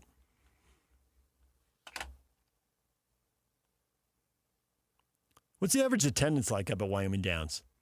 I've seen it driving to Bear Lake. When we don't go Logan Canyon, go the Wyoming way. You can see it over there. You see the sign and the arrow. Wyoming Downs over there. Got to see the grandstand from the road. Never been to a race there. They draw 1,000 people, 5,000 people. 10,000 seems a lot for Wyoming. Wyoming's just, generally short on people. Ricky is a Renaissance man. Ricky says, I'm going to watch Major League Baseball and golf and the Tour de France. Golf this weekend, the 3M, they're in Minnesota, TPC Twin Cities. It doesn't have the sizzle, obviously, of the majors. What it does have, though, is guys trying to keep their playing cards and guys trying to get into the Tour Championship, the playoffs. Top 70, you get to play when you get to the playoffs, and you got to be top 50 and then eventually top 30 as the 3 weeks of playoffs narrow down. So there is a little intrigue there. Some of the big names are sitting it out. Rory's not playing, but Scheffler is, so. Ricky will be watching the golf. I got to say that, obviously, I'll be watching the RSL game Saturday night, since I'll be calling it. That's work, but I probably will watch some of the golf. That seems like one of the highlights. Eldon's going to be watching hockey highlights. When you got YouTube, it's a year-round sport no matter what your sport is. Everything lives on YouTube. I assume most of you are hardcore enough you've gone down the rabbit hole. My wife was traveling to see some family, and I had to stay and work, exhausting the vacation time. And so I came home from work one night. It's Friday night. You're done at 11 o'clock. You do a couple things around the office. You get home, it's like 11:30, 11:45. What are you going to do? Straight to the YouTube rabbit hole, watching some Charger playoff game from the 90s. All right, not some game. They beat the Dolphins, and it was dramatic. It's all full of games on YouTube. So whatever your team is, and it does not matter. It's out there. Go check out YouTube. You can watch out of season, watch some classic old game. It's funny to see how television has changed. It's funny to see how the uniforms and the sizes of players have changed. You watch an old baseball game, it's like, these guys are small. The sport's gotten much bigger. First because of steroids, and now because general managers, it's like we're seeing with Bill Armstrong in hockey. Bill's like, why do I want some 5'10" enforcer hitting people when I can have a 6'2" enforcer hitting people? Let's go get some 6'2" defensemen. Eric's is probably watching the Giants get swept again. I have a college roommate who lives in the Bay Area and huge Giants fan, and he and his company have access to season tickets. He goes quite a bit. I have not heard from him a lot lately. It's been quiet. When the Giants win, he's always texting me. To be fair, I've been pretty quiet about the Padres. I haven't been texting him either. All right, DJ and PK. It's 97.5, the KSL Sports Zone. We got to take a break. Come back with more. Kevin Graham, top of the hour. Brian Dunseth, top of the 9 o'clock hour. Stay with us. DJ and PK. It's 97.5, the KSL Sports Zone. You better coverage of the teams you're passionate about than these guys. Try some more. This is DJ and PK on 97.5, the KSL Sports Zone. DJ PK, it's 97.5, the KSL Sports Zone. It's a holiday weekend, Pioneer Day. I posted that, and of course, immediately someone had to say, what holiday? And somebody said, there's only a Utah holiday. Yeah, I'm in Utah. I don't know what to tell you. I work for Bonneville. We get the 24th off. It's a holiday in my world. If I worked at KYT in Santa Barbara, I'd be working at KYT in Santa Barbara. It wouldn't be a holiday, but that's not my deal anymore. So ask what you're going to do on a holiday weekend. And I held one event back. I didn't think anybody would talk about this. I think there's several interesting storylines in this event, and I want to talk about it. And then we got Kevin Graham coming up at 8 o'clock. Kevin Graham, because he is prompt, and Kevin Graham is detail-oriented, Kevin Graham has already logged on, complete with video and a headset. He is ready to go. He is technologically sound. Kevin Graham, good morning. Good morning. Happy Pioneer Day, everybody. I miss Pioneer Day because I'm not in Utah anymore. I used to love getting a random holiday off, and so I do miss that. So while you all have a holiday, although I'm kind of semi-retired, I'm not going to be doing anything tomorrow anyways. But, yeah, I mean, happy Pioneer Day. Go to the rodeo. They still have the rodeo? Of course there's a rodeo. Okay, I was going to say that's a big thing because nothing says a holiday than riding horses and bucking on bulls and roping baby sheep. Or whatever. What that says. What do they rope, by the way? Do they rope sheep? They don't rope baby sheep. This is just animal abuse, Kevin. You've been here 2 minutes. Baby calves. They do something. They tie up little calves. You've already referenced a felony. I mean, seriously. What is wrong with you? Why can't we just have a nice radio show? I know. I got it. Okay. I mean, well, the farm's different than the rest of the sheep part of the rodeo is the mutton busting, and it's the baby kids. The 6-year-old kid tries to ride the lamb. Or sheep that weighs 100 pounds, ballpark. Because that's not animal abuse at all. Like, let's put a little kid on a 6-year-old we can absolutely. Or 6-year-old kid on a lamb. In fact, I would argue that's child abuse by taking a 6-year-old and putting it on a wild animal. Like, that's kind of weird. A couple things is you're just blowing through topics very quickly. Don't burn so many topics. We don't have Major League Baseball here, okay? So don't blow through so many topics. Number one, some of the kids love it. Some of the kids hate it and will cry. Let's be honest, right? Oh, yeah. It's no different than watching a baseball game. There's one kid who can't wait to get up and see if he can get a hit, and the next kid is afraid he's going to get hit by a pitch and doesn't want to go to the plate and cries in a car on the way to the ballpark, whatever, right? So there isn't one size fits all there. Well, what parent will do that to their child? Oh, I mean, seriously, like this child is going to be ruined. You want to talk about therapy and amount of money to pay. Like, this kid's going to be like 30. He's like, I remember when I had to ride a wild lamb that my mom and dad made me. A wild lamb. A wild lamb. I'm just saying. I think there's issues there. And a wild lamb charged me. So, message to parents out there who are thinking about putting their child on a wild animal: do not do that. Like, that's not good parenting. Sorry. I have not traded stories about crazy parents in sports with a high school athletic director since yesterday. Okay, it was 11:30. Yeah, well, here's one for you. The athletic director literally told me his 8th graders, he didn't want to play tackle football when they were really young. You can play it when you get older. You're a little bigger and physically mature, right? So I think it was 8th grade. He's at a game, and he hadn't been, at the 4th grade game listening to the crazies because he didn't play in the 4th grade. So he's in an 8th grade game, and he said literally, he's up in the stands. He said it was great. I didn't have to worry about all the details, setting up the field. Are the officials on time? Is the officials' locker room unlocked? All the details, right? He says, just sit up there. I get to cheer for my kid. He says, right about the second quarter, something happens, and these parents next to me go off. And he said, all I did was sit there and think, it's going to be awesome to deal with you in 2 or 3 years.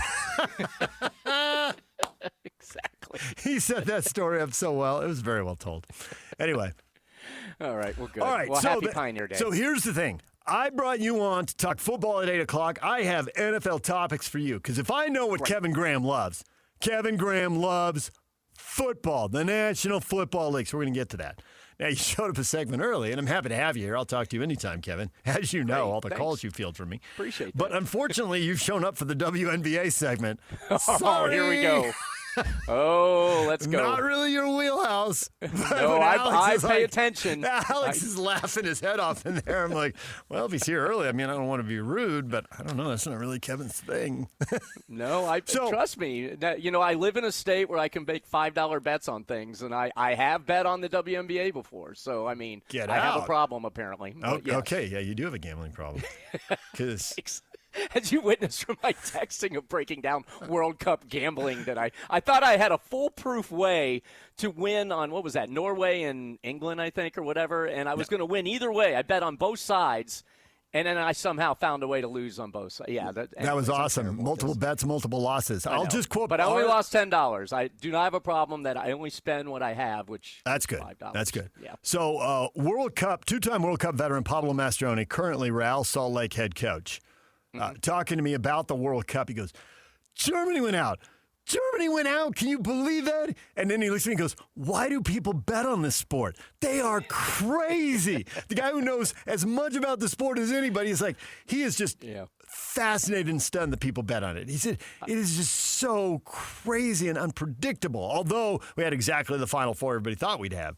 Top 4 teams in the weirdly, world. Though, I did really well on the World Cup, which it tells you a lot because I do terrible on the NFL and college football, which I know, and I know nothing about soccer, as you well know. And I did really well until the last, the knockout rounds, the last few rounds, and then I gave it all back. Gave it all back.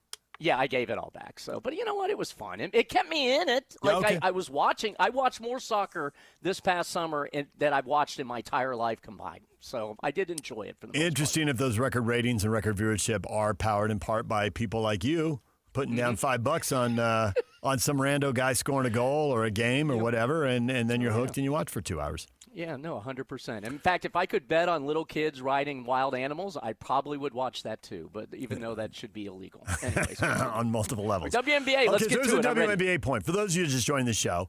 Put the question of the morning up, and we're hitting that. What are you going to watch this weekend? Because there isn't a big event that will tie us all together. We didn't ask last weekend. We knew people were going to get up and watch the Open Championship, and we knew they were going to watch the World Cup final. We knew what people were going to watch. There were big events. And people all over the map. Nobody mentioned the WNBA. Interestingly, not only is the All-Star game here, obviously the WNBA All-Star Weekend has a very similar format to the NBA All-Star Weekend. The three-point shootout should be a big-time event that a lot of people watch, and the number one person that people want to see, Caitlin Clark, is not going to participate for the third straight year. She's 0 for 3 competing in three-point shootouts. And Sabrina Ionescu, who is probably the next person people want to see. Who? She's not competing. Well, even though you remember her name, you might remember her from the NBA All-Star Weekend. She's so good. They invented the two-person team format, and she partnered with Steph Curry. I remember that. Right. Yes, so that's who she is, right? So there's two people you think you definitely want to see. Neither one of them is in it. And I've read the story about why. Obviously, there's a lot of fans who are complaining because they want to see them. And the story pointed out that the WNBA is just bringing aboard a whole new tier of corporate sponsors. And these are two players or in a small group of players who are going to be run from one corporate party to another because that's why people are paying for these corporate parties and access to these events. And so it's actually a multi-day exhausting weekend. It's not just the playing. When they're not playing, they're working nonstop, meeting all these people, and it takes a lot of energy out of you, running around, always being on, being cheerful, telling stories, meeting new people. And so they just need some downtime. And I'm like, well, then they need to do what the NBA did and make the All-Star break longer and give them downtime because people do need that. But they're going to be in the three-point shootout. I am the casual who would tune in to watch that. Now am I going to tune in to watch it? Probably not. Well, you know what? I'm going to tune in to probably watch the WNBA, maybe the All-Star game, because to me, the WNBA is like a reality show. It's like the housewives shows, the Mormon housewives shows, because they just hate each other and they beat each other up and they yell at each other and they point at each other and I'll be honest, it's like the WWE of basketball in the WNBA. These women just despise one another. And this is sports. This is sports. There are very few people. And when we get them, we want people to behave. No, we don't. As soon as people don't behave, it's a car wreck. Everyone turns around and everybody argues about who's not behaving the worst or the best and who started it and who's just responding to the attacks and all that. And then when someone actually does behave, I just want someone who goes out there and plays the game. Two people who I think were great champions and who just played the game and who wanted to minimize drama at all costs, Pete Sampras and Tim Duncan, both accused of being boring. You are boring. Whoa. I thought we wanted people to behave and not just make a bucket and turn around and run down court. And then Tim Duncan does it. It's like, the big fundamental. I mean, who wants to watch the Spurs? Five-time champion. Sampras' records have been broken now. We have people who've won more than him. But at the time, he was winning as many major championships as anyone. But he was boring. Yeah. But that was tennis, too. But Agassi popped off, and McEnroe popped off. And McEnroe and Connors. Connors popped off. Yeah, people watch those guys. I can't believe, but I'm definitely going to watch. Yeah. I mean, and everyone's criticizing WNBA for this, and I'm one of them. I totally believe you got to be protecting your superstars, and then I can't understand why all the other players are jealous of the superstar. I mean, Caitlin Clark has done more for the WNBA than Michael Jordan even did for the NBA. I mean, Michael Jordan obviously took it to the next level, but Caitlin Clark actually changed things for the WNBA. They're now on chartered flights. They make more money. Like, she alone, they got people actually watching the WNBA, and yet they hate her and are trying to beat the crap out of her. And that makes no sense to me. Caitlin Clark is more in the Magic Johnson, Larry Bird role, right? Yeah, as far as where the league was and how the league is being elevated. But where the parallel with Jordan is someone who's clearly got very unique gifts that lots of people want to watch. Yeah. That's a comparison. But Jordan went through this jealousy thing, too, and he made everybody else a lot of money. And how did they celebrate him? By not giving him the ball in the All-Star game and freezing him out, which he Isaiah then Thomas remembered. Did that. You got to remember the Pistons hated Jordan. I was a Pistons fan. Yep. I hated Jordan. So, yes, I mean, I understand why he did that. So it's jealousy. You had something, back-to-back championships. Jordan took it away, 6 titles.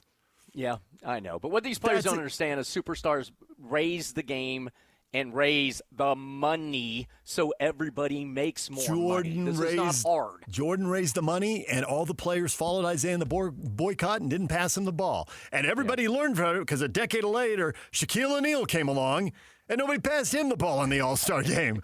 Jealousy is rampant. Why wouldn't it be in the WNBA too? Last thing before we go to break, because you're making us late to break, Kevin. We're going to be late. Our next guest deserves to go on a... Oh, wait, that's you. Never mind. Yeah, thanks. Appreciate it. Caitlin Clark has 7 technical fouls now. I saw that. So last night she got another one. She's very close to getting suspended, as is Angel Reese. It's so funny that a lot of America, and it's race, and it's gender, and it's sexual identity, and it's LGBTQ issues, right? It's all of that. Terrible refereeing, by the way. The only thing she said last night to get the technical is a player trash talked her, and she trash talked back by saying scoreboard. Yep. And she got a technical. I mean, that's lame. Come on. The refs suck. So anyways. That's not much. But the one group that's consistent that doesn't like Angel Reese or Caitlin Clark is the referees, because they've given them both 7 technicals. Yep. I know. And the refereeing is super sketchy. Another thing that the WNBA has in common with the NBA, and to be honest, college basketball, super sketchy reffing. No one ever really talks about that, but college basketball reffing sometimes, you're like, what are we doing, man? Well, college sports in general these days. Yeah, I get it. So really what it comes down to is Caitlin Clark is the Warriors, because she's Steph Curry's three-point shooting, and she's Draymond getting texts. Yeah. Oh, yeah, she's got both. Yeah. But the texts aren't, she does whine a lot. But, again, she's a superstar. Michael Jordan whined a lot. I mean, the superstars do that. Karl Malone whined all the time. Karl Malone got a lot of texts also. Yeah, and he did. But you know what? Bill Laimbeer talked a lot, and Bill Laimbeer got a lot of texts. Well, yeah, but Laimbeer wasn't a star per se. He was more of a guy that was a thug, essentially. He just beat up people. He was a good player. Don't get me wrong. I was a Pistons fan. So, but, I mean, there are. But the WNBA, though, is they're screwing things up. Like, it's there for the taking for them now. Are they? Yes. Well, they're making a lot more because money. I just admitted I'm going to watch because I want to watch them beat each other up. So, yeah, okay, they're winning. You're right, DJ. You win. Okay, let's go to football, will we? Let's talk about a real topic. When we come back, we bring Kevin Graham on Football Fridays, and we talk NFL and local college football with him. We got a lot of offseason NFL topics, and we're getting those with Kevin next right here on The Zone. Stay with us. Here we go. From the guys who have been there for all the biggest moments in Utah sports history, you're listening to DJ and PK on 97.5, the KSL Sports Zone. DJ and PK, it's 97.5, the KSL Sports Zone, heading into a Pioneer holiday weekend.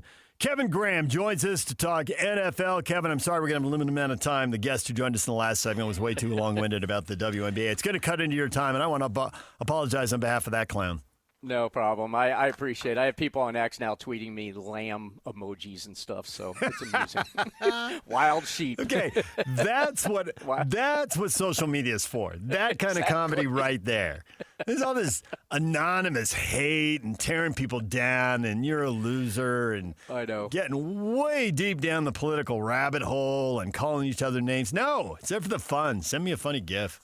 I know. I'm all prepared. I spent like an hour, reading up on making sure I'm up to date on everything because I never know what the heck you're going to, throw my way. And then, of course, we lead with lambs and kids riding lambs. And you did. It worked out well. And you did great. Thank you. I appreciate that. I am fascinated with a couple of topics I wanted to hit with you here today. One of them is the NFL, the draft, and the salary cap. They want parity, and it doesn't always work because there are terrible teams and there are great teams. But one thing that always happens in the league is there are some of the really bad teams. Somebody's going worst to first. There are big turnarounds every year. There were 3 of them last year, from 2 years ago. The San Francisco 49ers, the last place team. Now, they didn't go worst to first because the division was great, but they doubled their win total from 6 to 12. They were +6 in a win column. A lot of that came down to injuries and getting people healthy, and they turned themselves into a playoff team. Now, they weren't alone. The Bears, now they went worst to first and surprised me from 5 wins to 11 wins, and they won the NFC North. And then also the New England Patriots. And that was amazing. They went from 5 wins to 14. They were +9. That was a farce, though. They had the easiest schedule I've ever seen in my life. They only played 3 teams with a winning record during the regular season. They were one of the advantages of being in a division with the Jets. Well, true. Sorry about that, Kevin. Thanks, Kevin I appreciate catches that. a stray pretty quickly. And having the 4th place schedule. And then what divisions do you rotate through? Some divisions are better, some are worse. You rotate through the NFC West. Sorry, but you're getting the Seahawks, Rams, and Niners, who are all 12 wins or more. And I cheated the Patriots. They went from 4 wins to 14. They were +10. Yeah. But you're right. Schedule's part of it. And so when I look at it this year, which team or teams are going to go worst to first or not go worst to first, have a big turnaround? I look at the teams, and there's some teams that are down. Now, I think your Jets get out of last place. So congratulations. Well, Miami's terrible. Miami's awful, yeah. Exactly. Miami has decided we're getting rid of all the big money. We're taking the dead cap hits. It's a lost year. We're straightening out the books. So if the Dolphins are last, the Jets can get to 3rd. So there's that. But when I'm looking for teams that are going to make a legitimate jump, I look at the Titans, I look at the Raiders, I look at the Cardinals and think, I don't think so.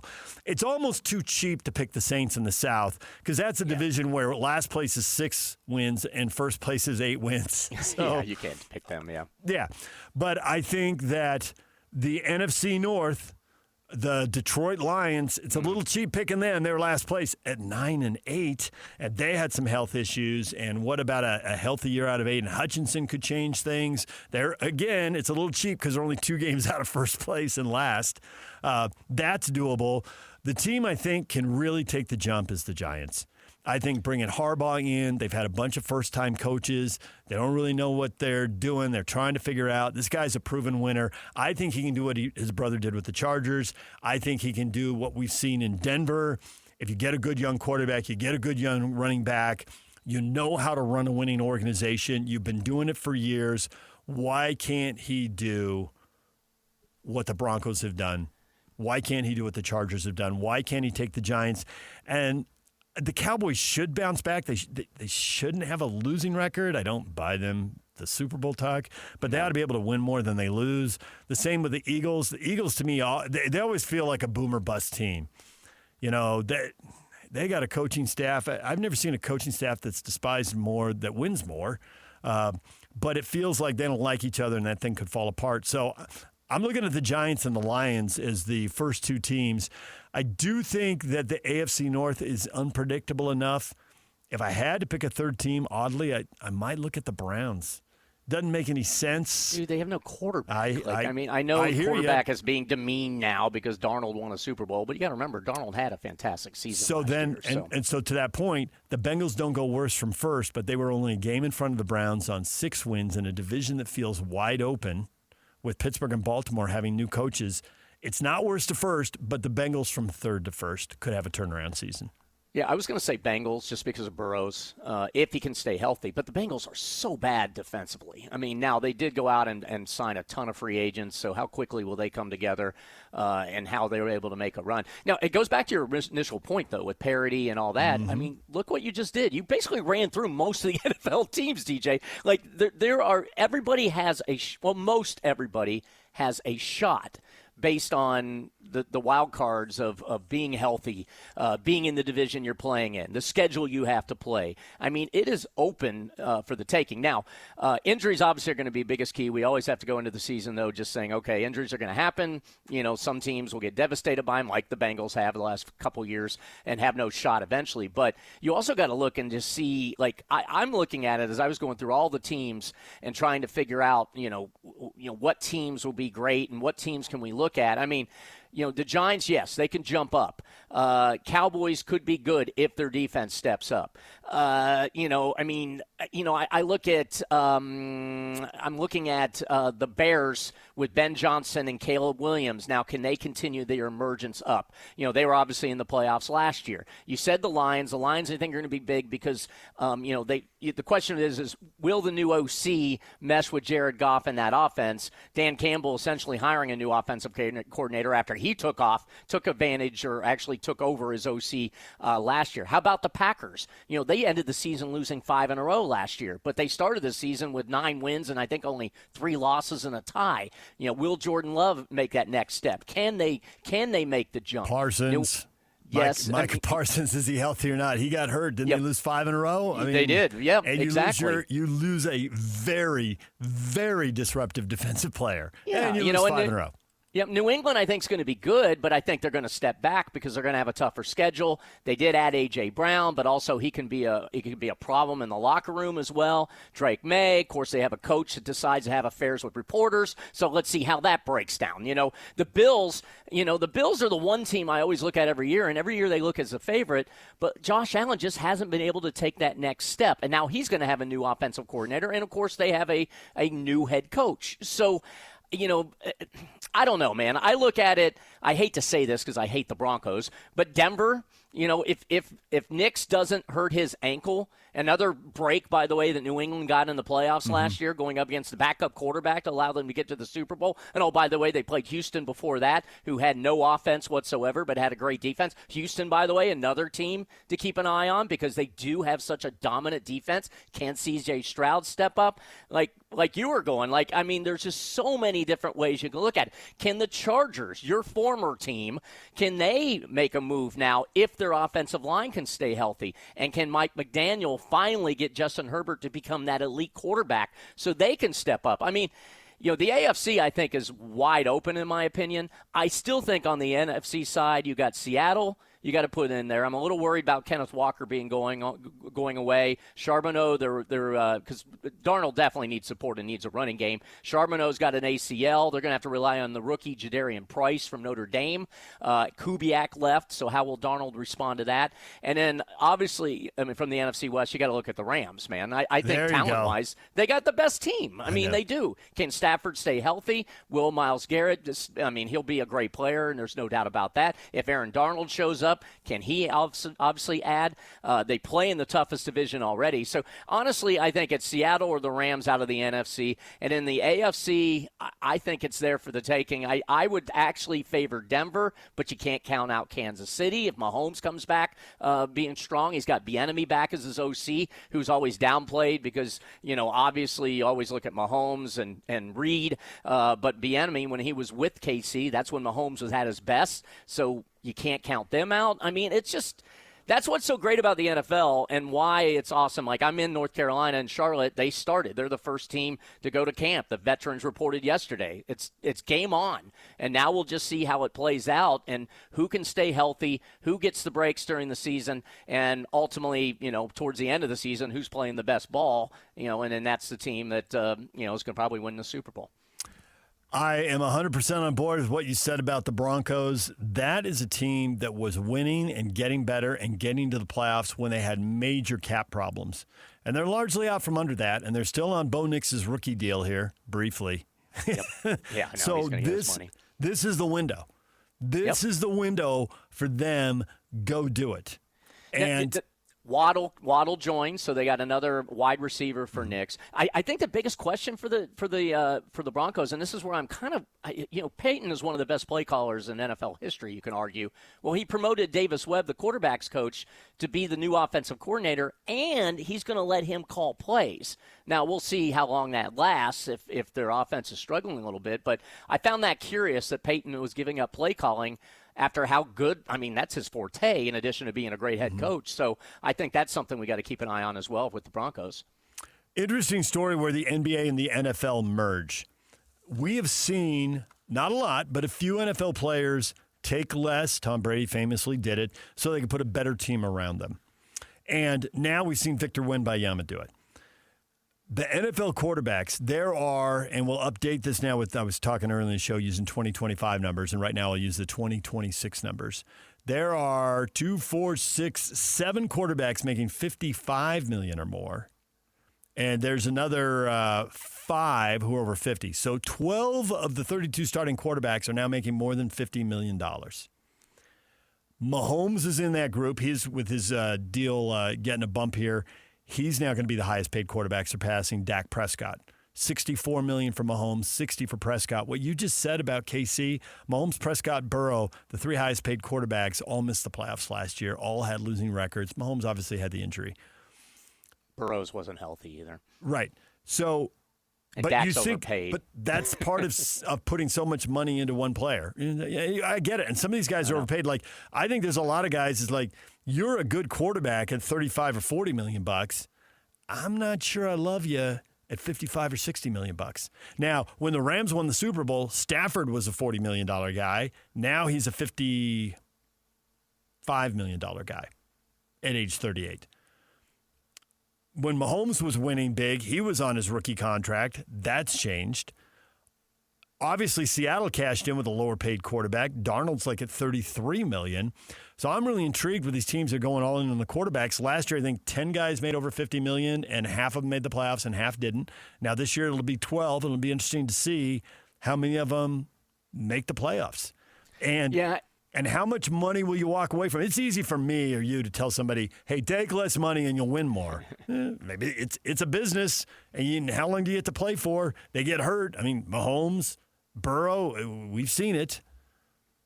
And it's a copycat league, so you're going to have teams that are going to try to win with the budget quarterback.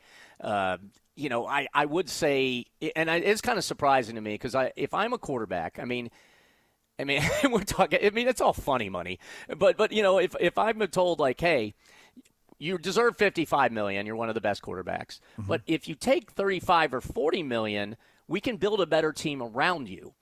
If it's the Tom Brady model. I mean, again, people don't recall that Brady was only the highest paid quarterback in the NFL, the greatest quarterback to play the game, at least from a Super Bowl success standpoint, one time in his entire career. When he was with New England, he was never the highest paid quarterback because he wanted the team. He needed the team.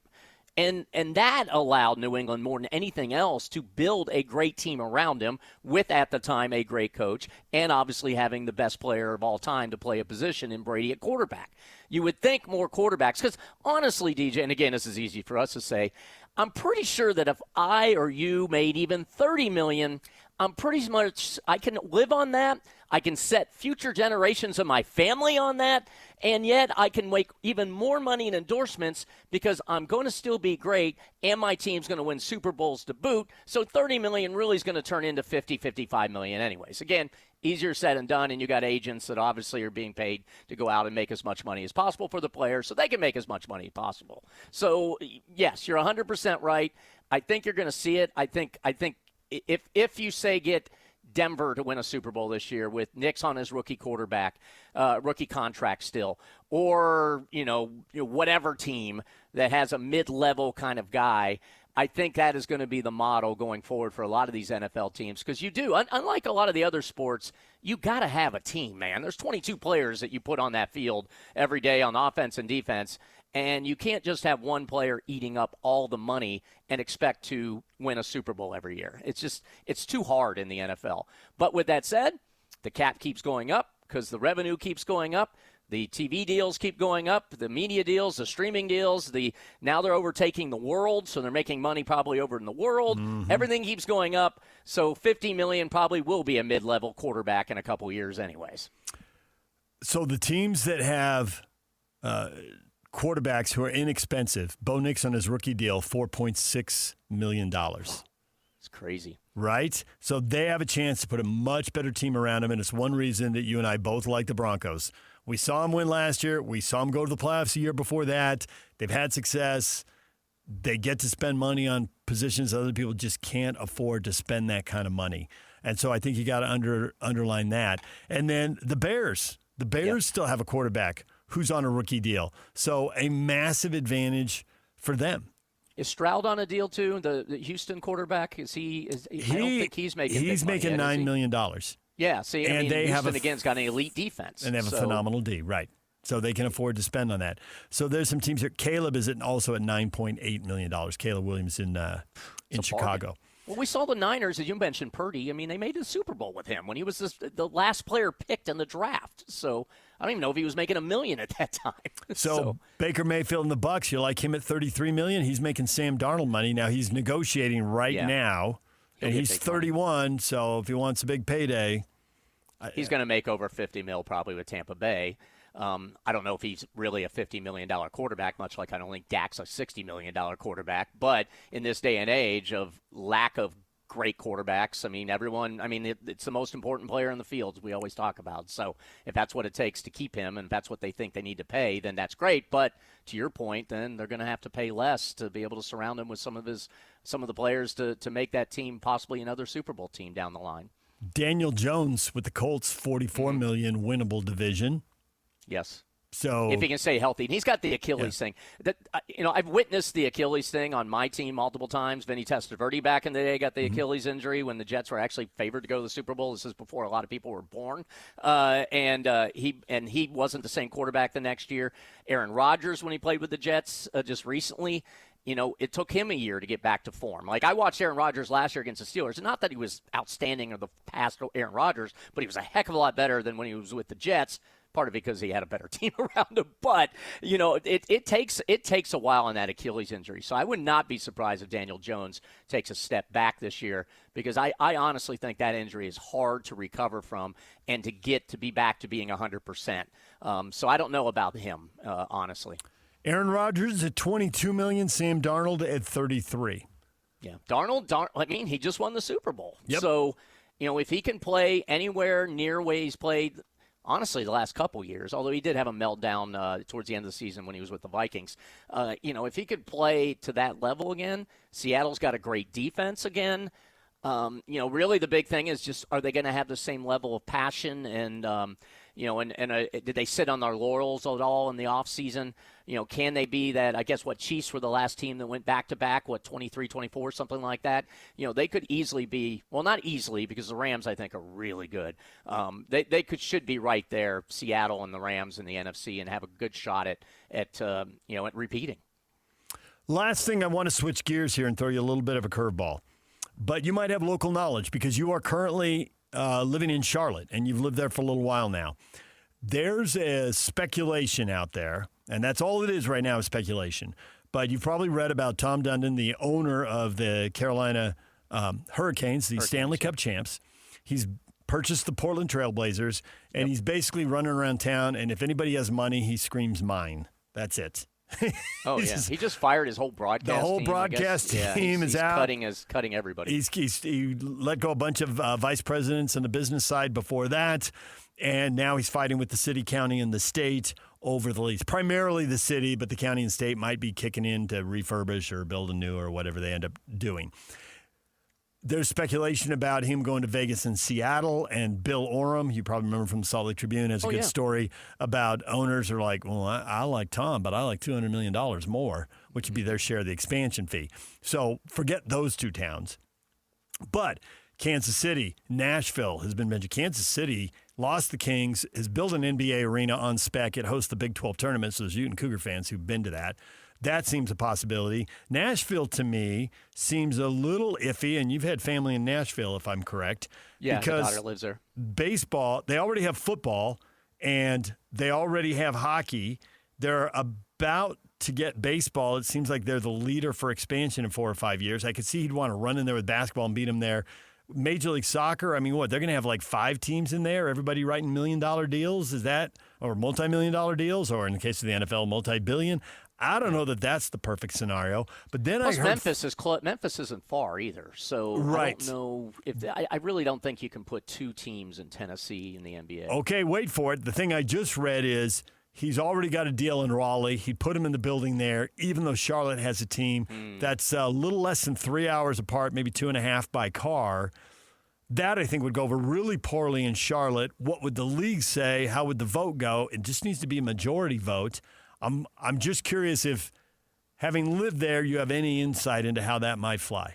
Well, I can give you a little insight on that. Most Hornet fans are pretty ticked off right now at the Hornets for blowing up a team that was one of the best teams in the later half of the season in the entire NBA, and trading their superstar LaMelo Ball just as he seemed to start maturing a little bit and actually playing well. So let's just say there's a lot of anger towards the Hornets right now in this market. North Carolina is one of the fastest growing states in the country. A lot of people moved here, particularly a lot of people from the Northeast who come here. I honestly think the weather here is overrated. I mean, but people from New York and Midwest and whatever think it's great because it's not as the Midwest or Northeast winters, but you still get a kind of a winter here. But, it's interesting because I think Raleigh and Charlotte, they definitely have some competition going back and forth. And the Hurricanes did not really have any – I didn't get any feel for them here in Charlotte until they started to make their playoff run and then got to the Stanley Cup Finals and obviously won. Then suddenly on the local sports radio and fans, I would go out to, have dinner or whatever, and there would be Hurricane fans out and stuff. So they're 2 different pockets. Charlotte is obviously the bigger city, but Raleigh is emerging. It's a big tech area. You got the universities there with Duke and North Carolina, and NC State's not far. It could be a possibility. Do I have any insider knowledge or anything? No. But I do say that it seems to be 2 separate areas, and it's about a 3+ hours, you mentioned, 3+ hour drive from Charlotte. So it's not like you got Charlotte people running up to Raleigh to go watch the Hurricanes. It's just, and you don't have a ton of Raleigh people that are coming down watching the Hornets because it's a 3-hour drive. So it could be a possibility. I mean, I'd just be surprised. Wouldn't you, if the NBA would allow that, though, to have 2 teams in that short of a distance to each other in the same state? I mean, obviously basketball is huge in the state, but if I had to rank sports, being in Charlotte, the sports is Carolina Panthers, college basketball, or college football / college. I'd say college basketball, actually, number 2. And then ACC college football would be number 3. And then you go down to, Hurricane. I would even argue that the Charlotte soccer team actually gets some love here in Charlotte more so than I've been in other markets. So I don't know. I just don't think that would make sense for the NBA to put 2 teams like that in North Carolina. We'll leave it right there for now, Kevin. Always good to talk to you. Thanks for hopping on. We appreciate it. Had a blast. I hope Jake and PK are having a good time vacationing together at Disneyland. They're wearing the mouse ears together. They're hanging out, sharing cotton candy. I hope they're having a great time. I don't think that's what's happening, but either appreciate or despise the visual. Thanks for that. Sharing cotton candy while wearing Mickey Mouse ears. And please, parents of Utah, don't put your 6-year-old on a wild lamb. It just doesn't make sense. That's not the way to celebrate Pioneer Day. I'm pretty sure the pioneers didn't force their children on wild baby oxes as they were trampling across the country to settle in Salt Lake City. All right? I'm pretty sure that was not what Pioneer Day is all about. Ron, wild sheep. Nice, Ron. Good post. All right. Thanks, Kevin. We'll talk to you. All right. Sounds good. DJ and PK, it's 97.5, the KSL Sports Zone. When we come back, we promise you that Minky Couture blanket. We'll give that away on the other side. Stay with us. Over 2 decades of sports radio dominance in Utah. My favorite. This is DJ and PK on 97.5, the KSL Sports Zone.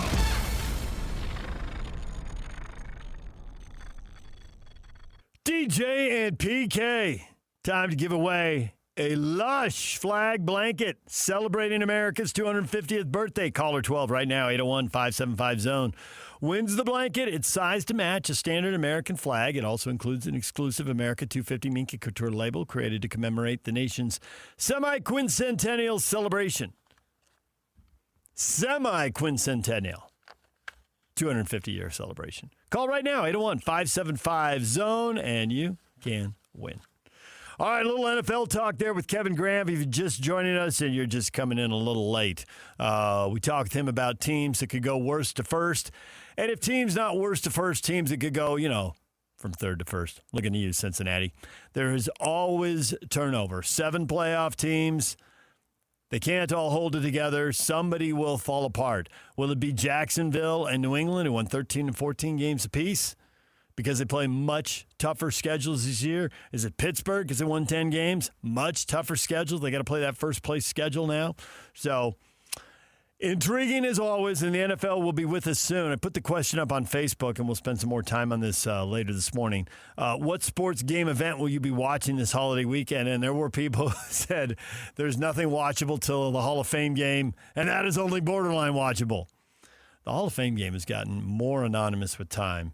It's there was a time that teams would run their starters out there for 1 or 2 series. Just for a little timing, and now the threat of injury, salary capped league, no way to replace guys. They are in bubble wrap, and we will see a lot of anonymous players out there in the Hall of Fame game. At this point, honestly, I haven't even looked to see who's playing in it. I heard at one point, and now I have no recollection, no memory of who it is in the Hall of Fame game in Canton. So there you go. I guess I could check real quick. Oh, Panthers-Cardinals. Well, we're a little short on star power right from the get-go, aren't we? There it is, nonetheless. So circle that for Thursday, August 6th. There you go. All right, DJ and PK. It's 97.5, the KSL Sports Zone. We'll take a break. Coming up top of the hour, Brian Dunseth will join us. RSL beaten in LA at LAFC. They're playing 11 games in 44 days. 1 down, 10 to go. We'll talk with Dunny at the top of the hour. He's just back from the World Cup duties. That's on the way. Stay with us. DJ and PK, it's 97.5, the KSL Sports Zone. Nobody brings you better coverage of the teams you're passionate about than these guys. Try some more. This is DJ and PK on 97.5, the KSL Sports Zone. DJ and PK, it's 97.5, the KSL Sports Zone. Our question of the morning, what are you going to be watching this weekend?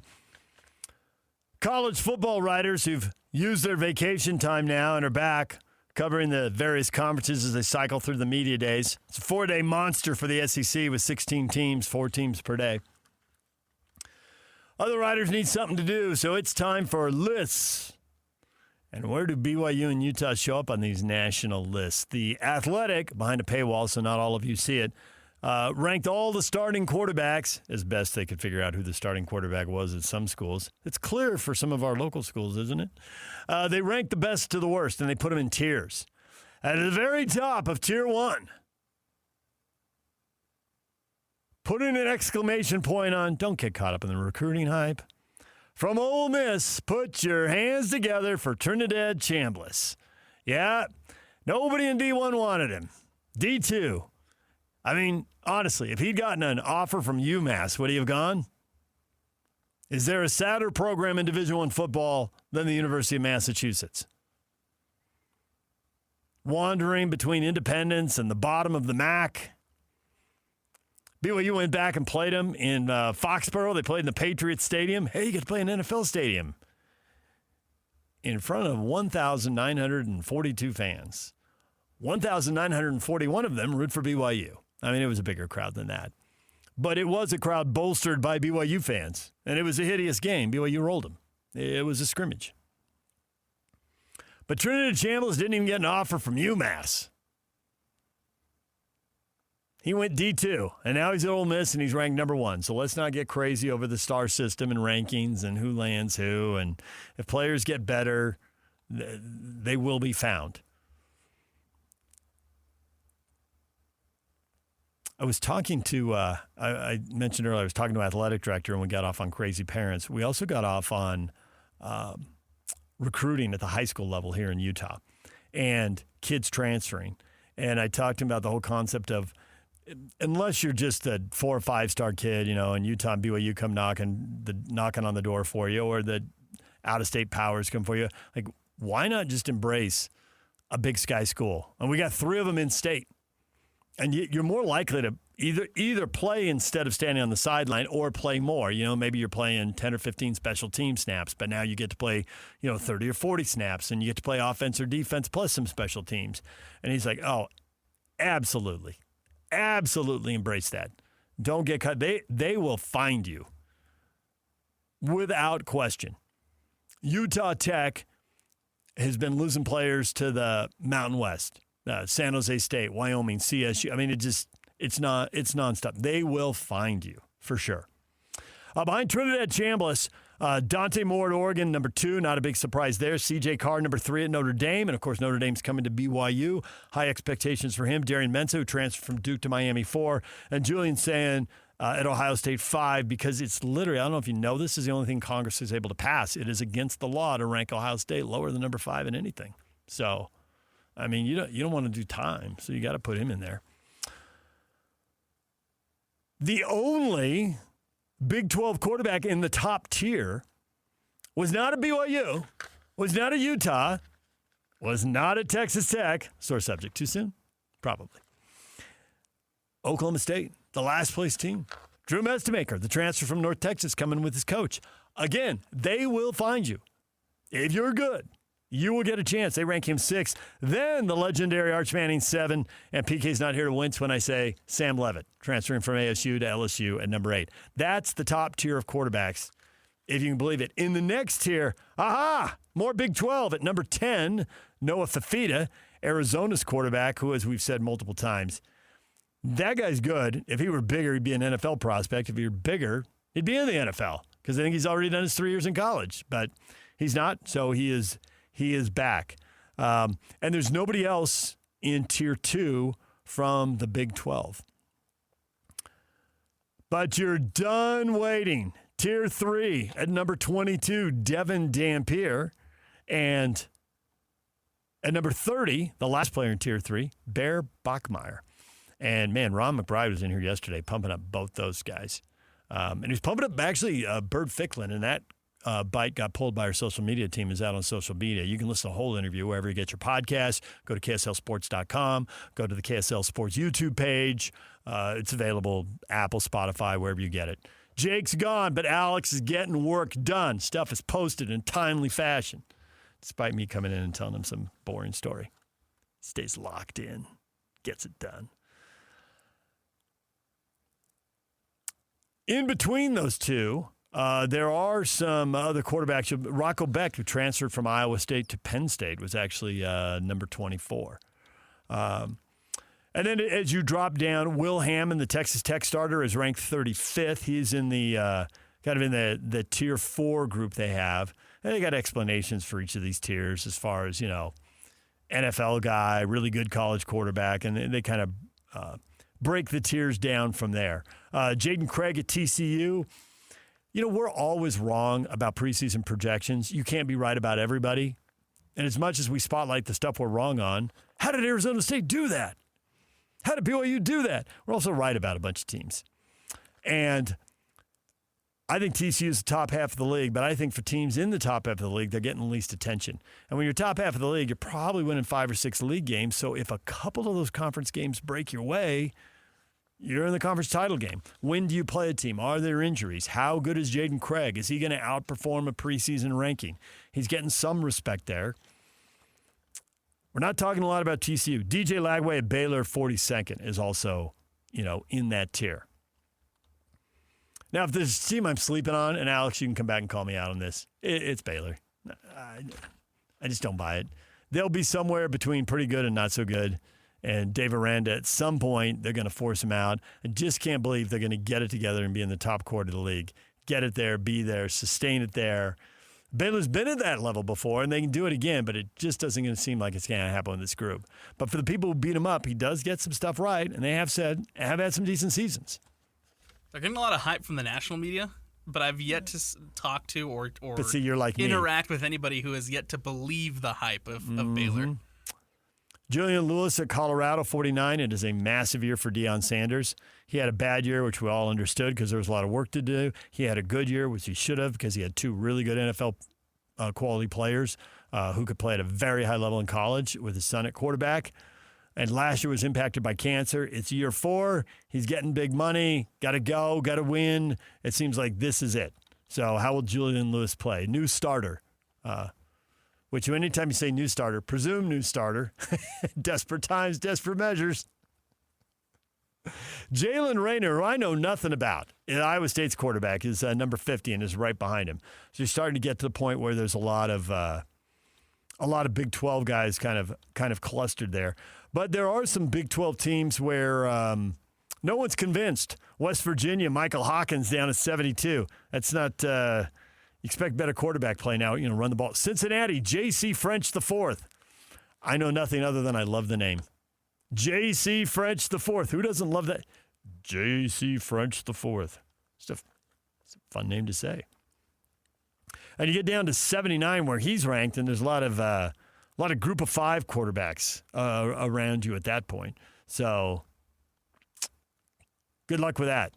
So anyways, there's the ranking. It's out there, and if you have a subscription to The Athletic or you know somebody who does, you can pore over that and see what you think and see where these local guys come in. Kansas is Cole Ballard, 108. That surprised me a little bit right there. That is way down the list. Not good. Not something you're really looking for right there. So Utah State's McKay Hillstead, 134. Super low expectations. The list only goes to 138, and he's a 134 for what that's worth. All right, DJ and PK. When we come back, Brian Dunseth calling the RSL game last night. He'll join us next. We'll talk about RSL after the World Cup break. Dunny calling World Cup games. It's been a summer of soccer for him. We'll get to that next. Stay with us. This is Utah's best coverage of the Utes, Cougars, Jazz, and Mammoth. Here we go. From the guys who have been there for all the biggest moments in Utah sports history. You're listening to DJ and PK on 97.5, the KSL Sports Zone.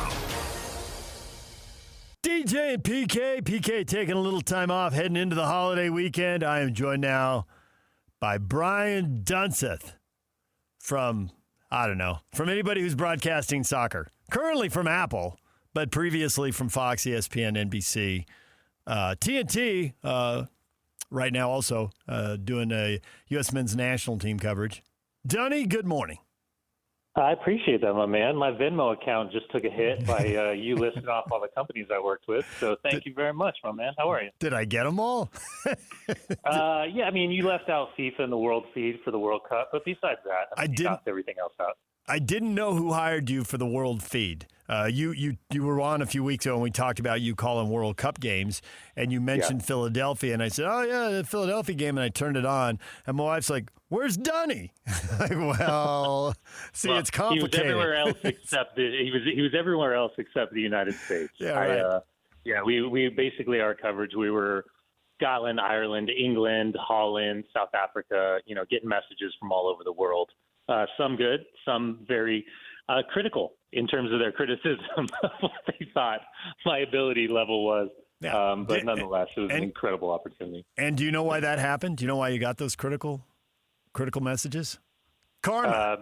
Karma. Oh, karma. Karma. Oh, okay, karma. Yeah, we went there. Okay. Because one day in Orlando, you laughed a little too hard.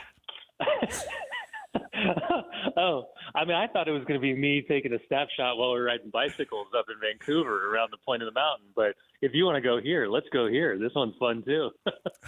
I said last time you were on, nobody in this market gives me more grief than you and PK. You're 1-2. I'm not exactly sure the order. Probably PK just because sheer volume of time on the air, he's got more opportunities. Yeah. But per minute, it's close. Yeah, you and I we got 300 games under our belt. The good old days of our hometown broadcast. We got some stories. We know where some bodies are buried. And a few studio shows. Oh my God, Kenny Neal going, I don't know, boys. Hold on tight. We might make it to air. We might not. Those are good ones. Those are good times. Oh, good old days. Literally, when we did the soccer show that many of you didn't watch, but some of you probably did, when we would do the show, Dunny did that show multiple times while watching his beloved Manchester United choke away leads in stoppage time. So why do I keep coming down here and doing the show? They're going to give up another goal, and they're going to blow 3 more points. Yep. And we're back in 20. This past spring, too. It happened back in spring. Yeah.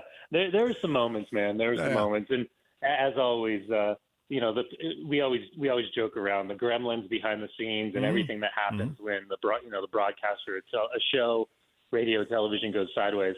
Nobody cares. Nobody understands that the plane's wobbling and barely in the air. But we keep our heads down. We don't complain. And, we realize how lucky in the world we are to be a part of this, this era of the way the sports landscape looks. We say we're going to work. What a terrible thing to say, right? It's totally inaccurate. I want to start. Exactly. I want to start with the World Cup. Everyone has seen the stories. 61.5 million people watched the final in the United States, and there are a lot of reasons for that. And partly it's 2 different networks, 2 different languages. That helps build the audience. Anything that's over the air is going to draw more eyeballs than anything that is just cable or is just streaming, right? And in this case, the thing was everywhere. So that's a factor. There's also the lesson to be learned. Hey, Americans will watch sports when they get to see the best. Best, right? That's what you get in Major League Baseball. The best are not playing in Japan. The best are mostly playing in the U.S. Same with the NBA. And people ask all the time, and a lot of people are writing and talking about how much of the 61.5 million people will translate to soccer for the next 4 years. And it depends whether you're talking about getting up to watch EPL games in the morning. You love to point out that the most watched league in the United States is Liga MX, the league in Mexico. Then England, right? And now the Bundesliga has a new deal. And how much of this will be MLS, our local teams? Dunny, when they go out and get a Messi, when they go out and get a Beckham, the people, they flock to it. Celebrity sells. In the case of Messi and Beckham, both playing at high levels, both lifting trophies when they're here. So do you think this is going to encourage the league to invest in either raising the salary cap or just using the DP positions on the roster, designated players who you can pay more and go over the cap, using it more aggressively to bring in more high-profile, celebrity, super talented players? Yeah, listen, I think you know me better than 90%, 95% of the people in kind of the soccer world. And you know that very rarely do I try to take a bombastic angle towards questions. I try to be kind of measured and nuanced. And I think this is certainly one of these moments. Last night on air with Max and, calling the RSL game on the road at LAFC, we kind of talked about this. And I said something to the extent of, the challenge now is the ownership groups, the sporting directors, and the head coaches to put a level, a caliber, and a visual caliber, not just a tangible, not just about wins and losses, but something that these fans that don't have teams that are in the Salt Lake City market or in the LA market, kind of like what we saw with LAFC beating Inter Miami for the first game of the season. How do you convert their fans? Those neutrals. Those very young soccer fans, if you will.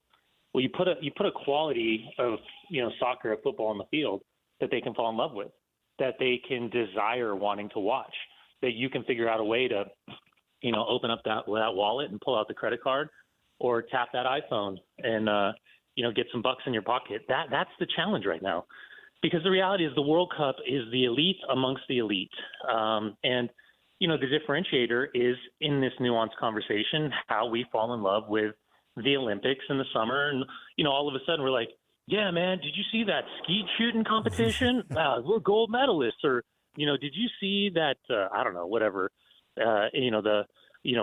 something in the middle of the Winter Olympics? And, oh, yeah, you become this super fan because there's that Americana to it. So I think right now when we're just talking about the casual sports fan that has fallen in love with the idea that soccer is a sport that they want to support, the first and foremost thing that they're going to do is try to find a team that is visually attractive. I mean, that's I can use the analogy about Manchester United and Manchester City.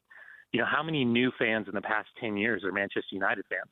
Not as many as there are for Manchester City fans, because the simplicity is that they were winning, that they were fun to watch, that they were scoring goals, and they were pumping teams left and right.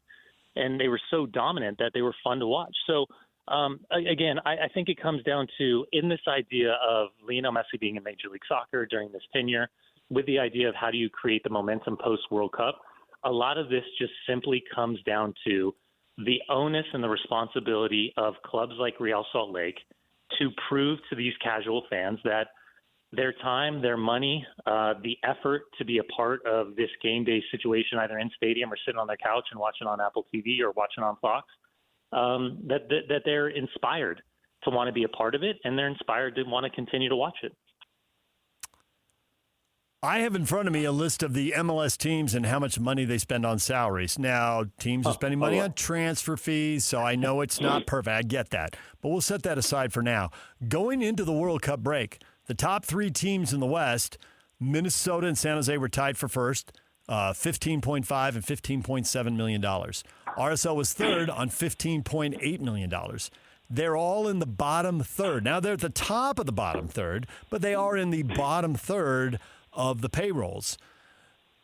LAFC, number 2 behind Inter Miami, $32 million, more than double the money. And a lot of that money going to the two guys who scored the first 2 goals and who were in transition trying to create a third goal when the own goal was scored. I mean, it's not an accident, right? They pay guys. Pablo in the postgame said the hardest thing to do is to finish, and the guys who can finish get paid, and LAFC had them, and they win again. They've already passed RSL. I think they're going to pass Minnesota and San Jose. Do you, and do you draw a straight line to the money? Yes, but again, I think it's a very difficult conversation to have if you're not willing to listen, because Sun Heung-min is not coming to Salt Lake, right? Sun Heung-min is going to L.A. Yep. Lionel Messi is not coming to Salt Lake. He's going to go to Miami. Yep. So all of these moments, and listen, I never had Thomas Muller going to Vancouver, but he did. And probably we should also acknowledge that the narrative and the psyche of the conversation surrounding designated players is always about the older veteran difference makers that are in a certain category of their career coming back to Major League Soccer. And, the easy analysis is that, it's a league where, the players like Casemiro in their career, which I think is unfair, because as we've seen, there's an incredible amount of development. And obviously right now we're celebrating locally Xavier Goso and Diego Luna and what they're doing. And then kind of looking through that next generation. But then in the midst of this, you go find a Lucas Engel, you go find an Arias, you go find a Juan Sanabria, who started 2 of the 3 games for Uruguay at the World Cup. You're trying to figure out what kind of player that Morgan Guillavogui really is in this moment. How can you continue to allow Zach Booth time on the field? Do you need to move on from, guys like Dominic Marchuk and Paulo Ruiz? So the complexity of the roster is an entanglement of itself to figure out how to get the best out of what money is available, and also the difference makers. So Sonny, point well taken. Denny Bouanga was available to any team. I mean, Denny Bouanga has become a unicorn in Major League Soccer, and he's looking for 4 consecutive years of 20-plus goals scored. And remember, when he was signed, Chicho Arango was the striker for LAFC. So it's not as if they weren't willing to go out and spend the money, but they weren't spending monopoly money. It wasn't like 15, 16, 17 million that they were spending on Bouanga at the time.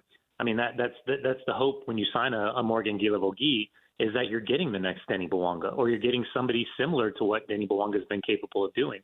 So there's a weird kind of nuance to the conversation. The big cities got the big money with the big backing, but I also think it's an overall general conversation about, with expansion slowing down or grinding to a halt, what you're going to see is something similar to what we've seen in Salt Lake, where 4 different billion-dollar ownership groups have either come through the door or adjusted their ownership percentage over the course of the last 5 years, which is something that you and I never, ever thought would be possible when we're talking about the growth and the infrastructure and the investment in 2 sides. But with regards to Real Salt Lake, this window is as important as the January window, meaning that Miller Sports and Entertainment, Steve Starks, Jason Kreis, everybody involved behind the scenes, that they have to figure out ways to do their due diligence to strike while the iron's hot, because we're in phase one of this transition moment into an international calendar starting next summer that I think is going to be incredibly beneficial for Major League Soccer.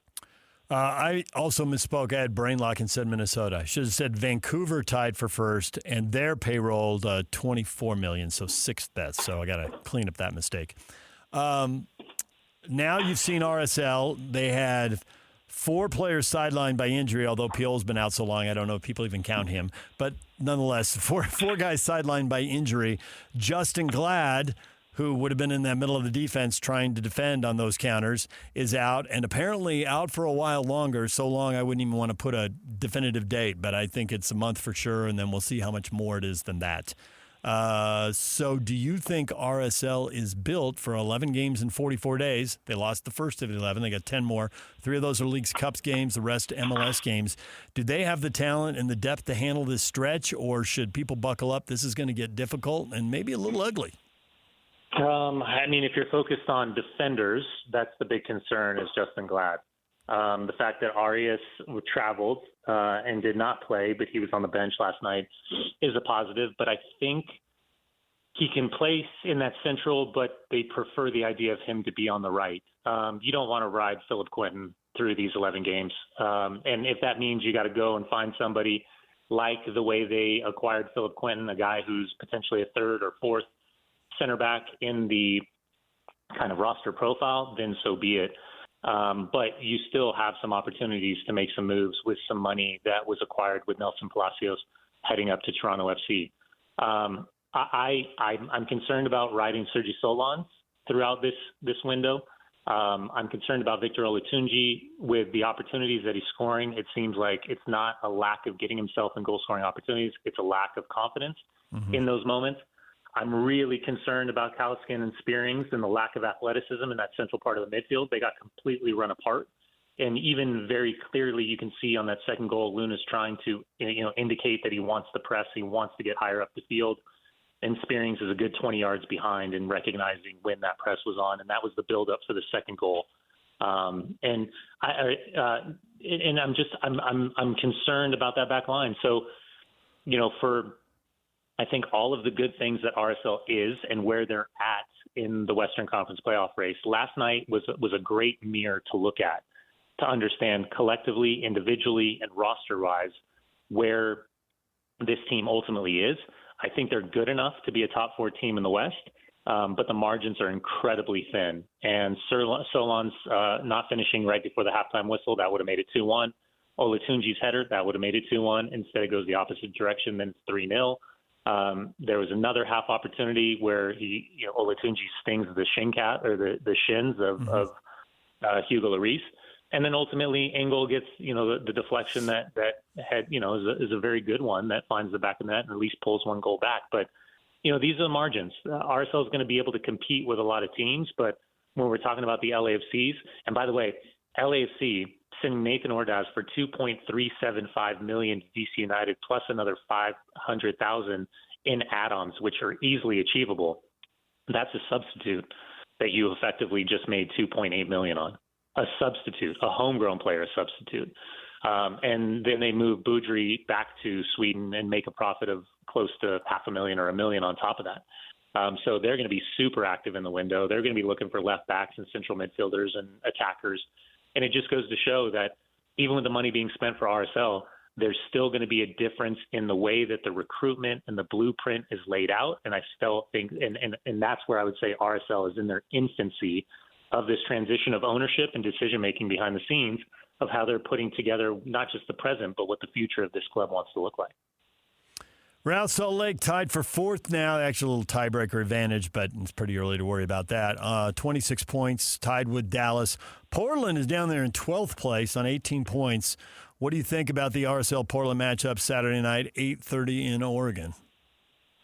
Yeah, listen, I think Portland – I was watching that game against Seattle on the flight back a couple of days ago, and I couldn't tell if Portland was that good or Seattle was that bad, if that makes sense. And I think ultimately those are the margins that we're talking about.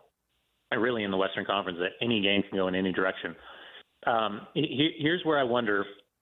I think about rotation in a short amount of time. I think about the teams constantly aware of Leagues Cup participation right around the corner, and then ultimately the competition for spots.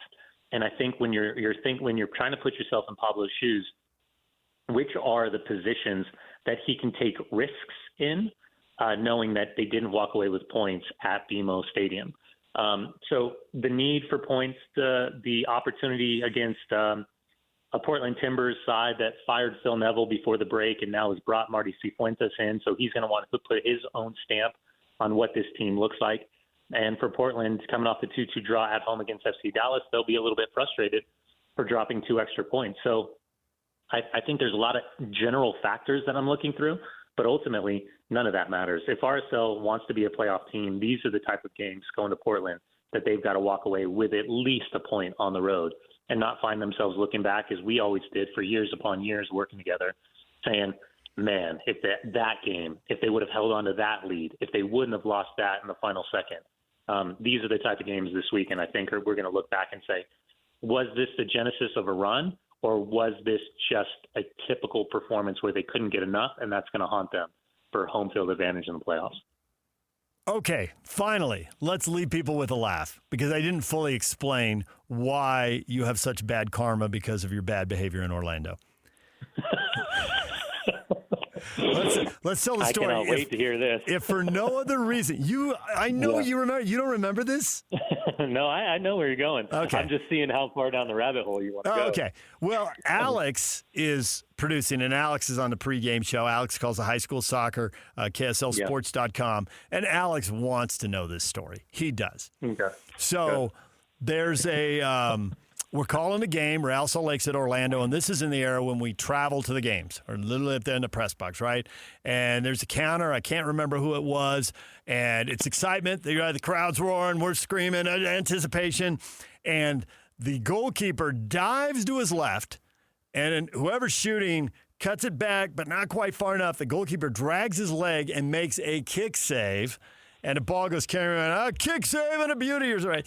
So Dunny grew up in L.A. listening to Kings games. The Kings had a Hall of Fame announcer, Bob Miller, and a good goalkeeper with a good name. Rogie Vachon. Yeah, Rogie Vachon. Kick save and a beauty, right? Mm-hmm. So and this would be unusual for us on the road, but we were, in those days, it was pre-Apple. There was an international feed. So we were the feed that they were watching wherever in the world. So someone like Kevin Graham, who was on the show earlier talking about all the $5 bets he puts on games so that they're interesting to him, somebody betting $5 over in England is watching this, and then it gets picked up by a popular 442, their social media account, website, follows soccer, does a ton of stuff and has a ton of followers. And so we are eating Mexican food on the walk. We walked from our hotel to the stadium, and there's a Mexican food place like 2/3 of the way back to the hotel, kind of in a mall. I mean, it's super casual. And we're sitting there, and Dunny and I are looking at our phones, and my phone literally looks like, you ever see like in the movies, the number 7 on the slot machine when someone, and it's spinning as the dramas are going to, that's what my social media account looks like, as English people are just blasting colonists ruining football, FUTBOL. It's just nonstop, just flying. And Dunny roaring with a mouthful of rice and beans. All right, did I miss anything? No, you're spot on. I might have had a margarita along with that rice and beans, but no, yeah, it was funny because I'm the one who usually says that. I still say to this day, Kelly Rudy kick save is for me as important as rising up like a salmon. Oh, it's Kelly Rudy, not Rogie Vachon. Kelly Rudy, my bad. No, Kelly Rudy, Kelly Rudy kick save. No, you're all good. And so when that went down, out of all the times for me to get away with something and for you to get caught and you get completely drugged through the mud, that's what I was enjoying, was more of, oh my God. And you were like just dumbfounded at the fact that it was such a big deal and that people were going at you. And that just it was more your reaction to the situation that made it funnier for me. But yeah, listen, I think as always, if people are used to hearing a certain way and a certain tone and whatever, but you got to have fun. And at the end of the day, that's the one thing I always loved about working with you is that you would, for the majority of the time, kind of play my straight man while I was like very nuanced in playing Dunny Bingo and having fun with the listeners. So maybe one day we can get it back together, get the band back together when the rights go back to being local rights, which I would always thoroughly love to be a part and be your partner once again. But yeah, man, we had some good ones, you and I, especially in the days of early travel when you jumped on the broadcast and you were very low on the totem pole on Delta's upgrade list. I'd be sitting in first class because I'd be flying everywhere. And I'd be, oh, sorry, DJ, Zone 1's board, and I got to jump on, get my bowler bag up. And then my favorite was maybe like 8 months later, you got upgraded on maybe like a regional trip to like Kansas City, and just the Cheshire Cat smile. I wonder what I'm having for lunch today. Like you were so excited. Yeah, it was a good time, man. There were a lot of flights where Dunny was in first class, and I was in the last row, unable to recline my seat with a big old fire extinguisher above my head. Hey, and the first you were aid flushing kit toilets for people. That's how far deep you were. I'll close that door. Don't worry, buddy. Yeah, I love that smell. I'll leave it open for a couple more hours. All right, thanks, Dunny. I appreciate you, my man. We'll talk to you. There's Brian Dunseth back from calling the World Cup, and he was on the RSL LAFC game last night. We got to take a break. When we come back, we have Post Malone tickets to give away. You know, if you find that kind of thing interesting, and judging by what happened to the phones the last time we gave away Post Malone tickets, that phone just melt down in there. It literally just heat up. There were so many calls coming in. Oh, there's so many. Yeah. All right, Post Malone with Jelly Roll, Carter Faith, Rice-Eccles Stadium, July 28th. Tickets are on sale at livenation.com. We'll give away tickets after the break. Don't call now. Alex in a bad mood. He'll just hang up on you. So if you want to be hung up on, call Alex now. If you want to win tickets, wait. We'll do it after the break right here on The Zone. For all of you less motivated listeners, it's time for your 9 o'clock. Where the heck have you been headlines? Where you at? With DJ and PK on 97.5, the KSL Sports Zone. Caller 12 right now, 801-575-ZONE. You win 2 tickets to see KSL Sports. Welcoming Post Malone with special guests Jelly Roll and Carter Faith. You want to see Post Malone, Jelly Roll, Carter Faith at Rice-Eccles Stadium, July 28th, 2026. You have 2 options. Be caller 12 right now, 801-575-ZONE. 801-575-ZONE, caller 12. Or go to livenation.com and buy tickets. There you go. Time now for the Slacker Radio headlines. Call Trajan Wealth today, your local trusted financial fiduciary, 1-855-TRAJAN1, or visit their website at TrajanWealth.com. Kevin Graham was on the show earlier this morning talking NFL. Our question of the day, what are you going to be watching this weekend? And you people are all over the map. A little bit of soccer, a little bit of baseball, a little bit of golf. Nobody said NASCAR. That surprised me. They're at the Brickyard 400 this week. They're at Indy. Thought they'd have a little sizzle. No NASCAR fans with a shout-out this morning. Horse racing got a shout-out this morning. I guess somebody's going to Wyoming Downs. The fact is, nothing will unify us until college football kicks off. Yesterday, ESPN bumped their studio shows, Stephen A. Smith on First Take, and they bumped it over to ESPN2, and they were showing Little League Softball regional finals. And then we'll have the Little League Softball World Series, and then we'll have the baseball regional finals, and then we'll have the baseball World Series. And that'll take us right up to football. So if you're looking for something, you want to see some 12-year-olds play, there you go. You won't see the Utah team. They got knocked out already. So it's all over the map. It's really football preseason show. And I'm watching the debate shows, and they go on all day long, and people debating Alabama football. Is getting into the playoff good enough? What? No. Getting into the playoff is for Big 12 schools who desperately want to win one, but it's a big deal when you get there. Bama, they want to win national titles. They're more likely to turn into Florida, chasing something they can't get again and struggling for a decade or two. We'll see. They got a good coach now. Don't throw them away the way Nebraska did because you're upset with 10 wins. And they did win a game last year before getting blown out by Indiana in the Rose Bowl. We talked some college football this morning. ESPN's got a list of quarterbacks, and the local quarterbacks got some pretty good pub. They were one of the top 3 tiers. Bear Bachmeier was ranked 30th. Devin Dampier was ranked 22nd. I don't really think any of that stuff matters that much. I think the general acknowledgement, you're a pretty good quarterback, but you're not a great quarterback. You know, you're not going to get the love Arch Manning's getting. He's up there in the top tier. And there's nobody from the Big 12 in the top tier. It's the way it goes. What are you going to do? Deal with it. You got good enough quarterbacks. You got good enough quarterbacks to have big seasons. And you have people around them. And I think it's so funny that Utah and BYU, for all the differences and similarities, and both fan bases are asking, how good are the wide receivers? How good are they? We will spend a month talking about that. I won't wear that topic out right now. But that is a big question for both teams.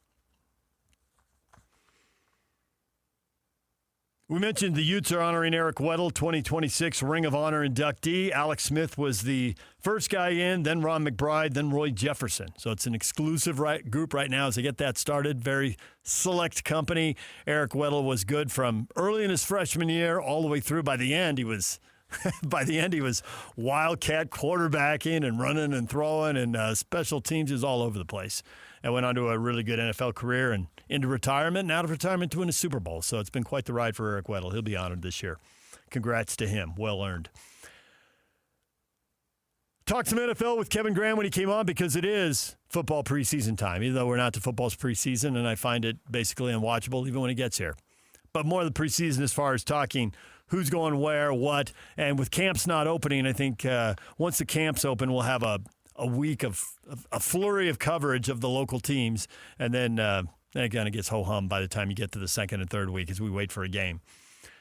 So it's a good time to talk about the NFL, and Kevin and I was surprised when we started talking Super Bowl favorites. We were on the same page for the same reasons. It seems very clear to us, which means you should absolutely go in a different direction because there's no chance we're both 100% right. That just seems impossible. But we both like the Seahawks to be in the conversation to repeat, but see some obvious problems there. And it probably started running back where they rode the dynamic duo, and they, the gang ain't getting back together. There's paydays to be had.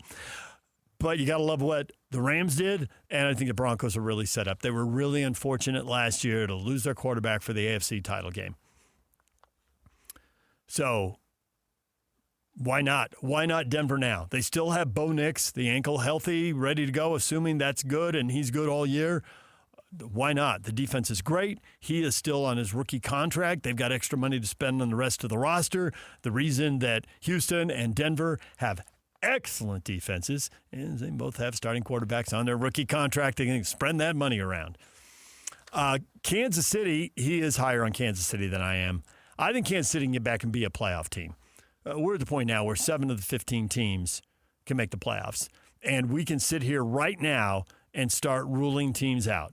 So it's not like 15 teams are fighting for 7 playoff berths because the Raiders aren't doing it and the Jets aren't doing it and the Dolphins aren't doing it. So we're already down to 12 teams for 7 playoff berths. If any of those 3 teams did it, we would all be stunned. Cleveland's quarterback play and everything would have to go right everywhere else on the field, and the quarterback play would have to be a little more than you expect for them to get there. So now we're down to 11 teams for 7 spots. Yes, I think the Chiefs can get there. Do I expect them to do much when they get there? I do not. Don't think they've drafted that well. You've got to have some young talent playing at a high level because you can't pay everybody. You need some people who are making entry-level wages, bare minimum, so you can negotiate the cap so you can pay your stars and pay the difference makers. And if you can get a difference maker on a rookie contract, now you're really talking. Now you really got something.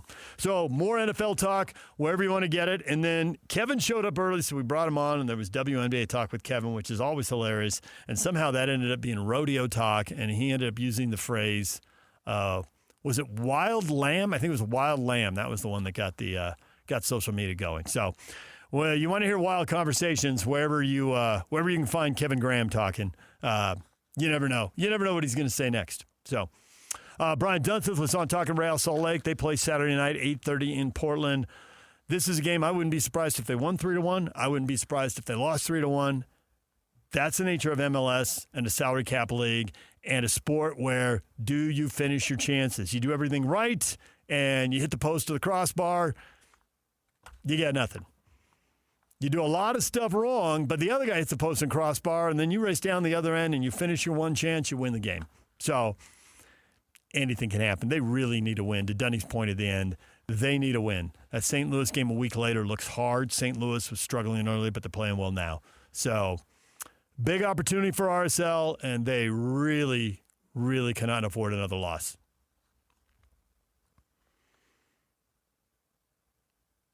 Other things we have talked about, Alex's favorite topic of the morning has been the Heat, who clearly, Alex is already laughing as soon as they said the Heat. I want LeBron. Well, number one, I want LeBron to just make a decision. We've talked about this for too long. We should be on to the next thing. I would like to see him go to Cleveland or to Philly. Philly has the most talent. It could get messy. The talent may not all fit together. And Embiid could get hurt. Somebody else could get hurt.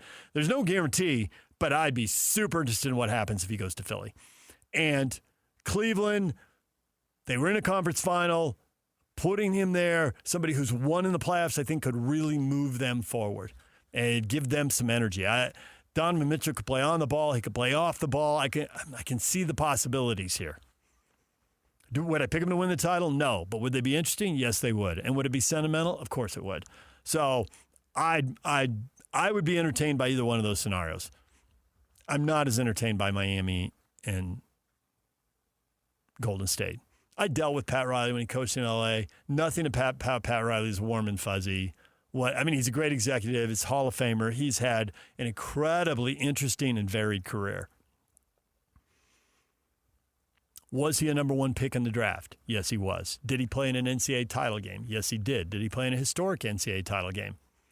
Yes, he did. Remember that movie that came out, Glory Road, about Texas Western, which is now UTEP at the time? You never saw Glory Road? I have not seen Glory Road. Kids, man. Are you aware that one time college basketball was very segregated?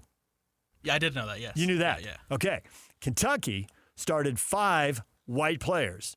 Texas Western, Kentucky had already won a lot of stuff. They were already a legendary program. Texas Western started 5 black players. Texas Western was nobody on the college basketball scene. They hadn't won anything. Nobody had heard of them.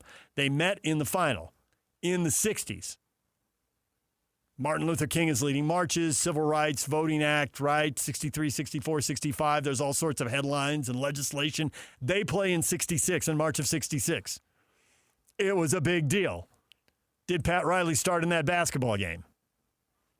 This is a guy whose career spans, right? He plays in the NBA in the 70s. He's broadcasting. He gets called down as an assistant coach, and then he's the head coach, and he wins 4 of the 5 titles with Magic.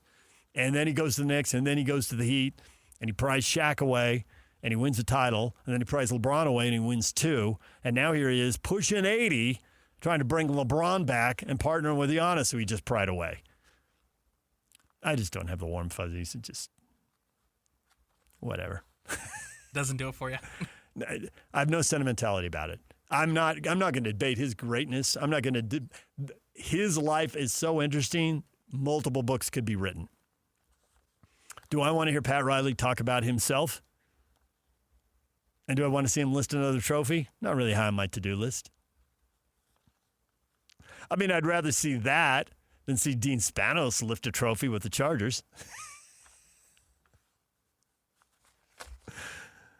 So anyway, to get to the story that cracked Alex up, now we're late to break.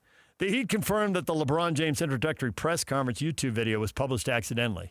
Yeah, we know it was an accident. The question is, are you prepping it because you know he's going to pick you? Or you're going to all this work just on the chance, well, kind of, sort of, maybe. I don't know. But it could happen. I believe that you would put that together if you had some kind of a hint. Because I have put together videos because of something I've been told to be prepared for something. But to put Monday and the date on it makes me think you know something. LeBron's mad at somebody. He's going to make him wait, and he's going to hold on to the spotlight, and he's getting his pound of flesh behind the scenes. And someone goofed. I know it was an accident, but why was it accidentally done? All right, we'll take a break. Coming up, your feedback. Scotty G and the coach at the top of the hour. Stay with us. And it's all over almost here. Don't go nowhere.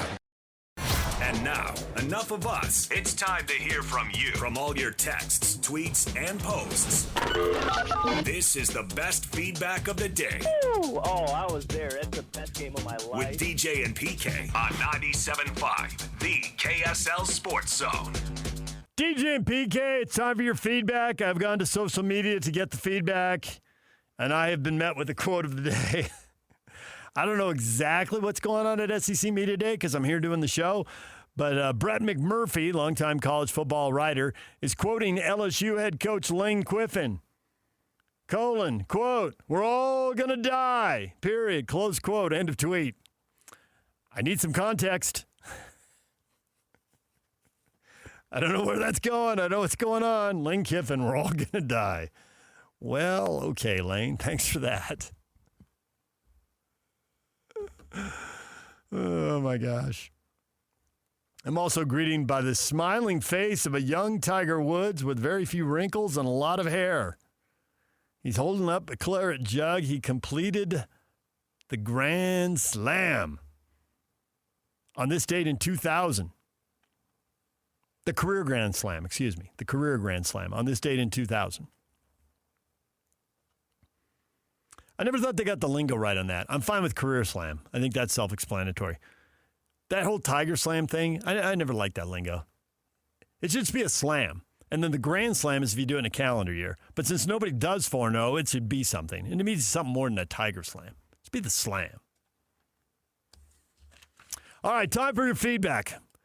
The question of the morning, what sports game or event you going to be watching this holiday weekend? Pioneer Day tomorrow. For some people, including us, it's a 3-day weekend. Network programming tomorrow morning. Sorry, I'll be asleep. Brian, what holiday weekend? Pioneer Day, July 24th, Karl Malone's birthday. Come on, Brian, stay with it. Melody, I'm in for a little baseball. But we are at about the point where NASCAR is my only option. College football isn't too far away, thank goodness. I think Melody speaks for a lot of people right there. A little baseball. Padres are done with the Braves, thank goodness. Bring on the Marlins and their 9-game losing streak. Need some W's. Marlins are ice cold, winless since the All-Star break. Love it. Brad posts TBD. Brad is not committing himself to anything. It's a weekend with a lot of options and no 5-star choices.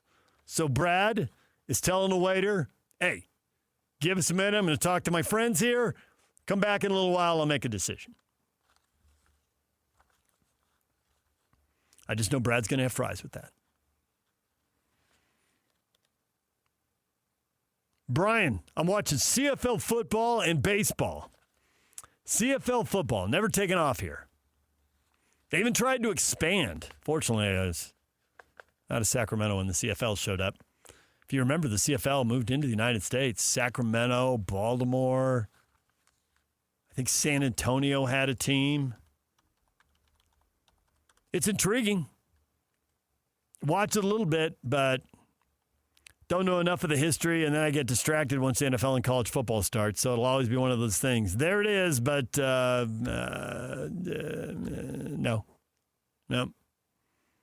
Can't do it.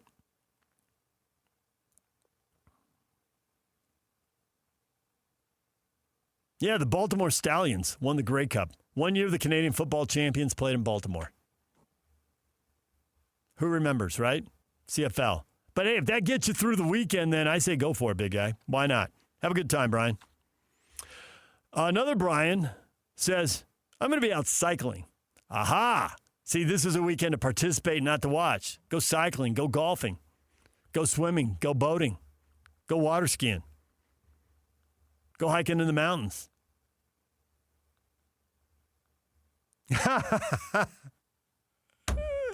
Brett says the last stages of the Tour de France.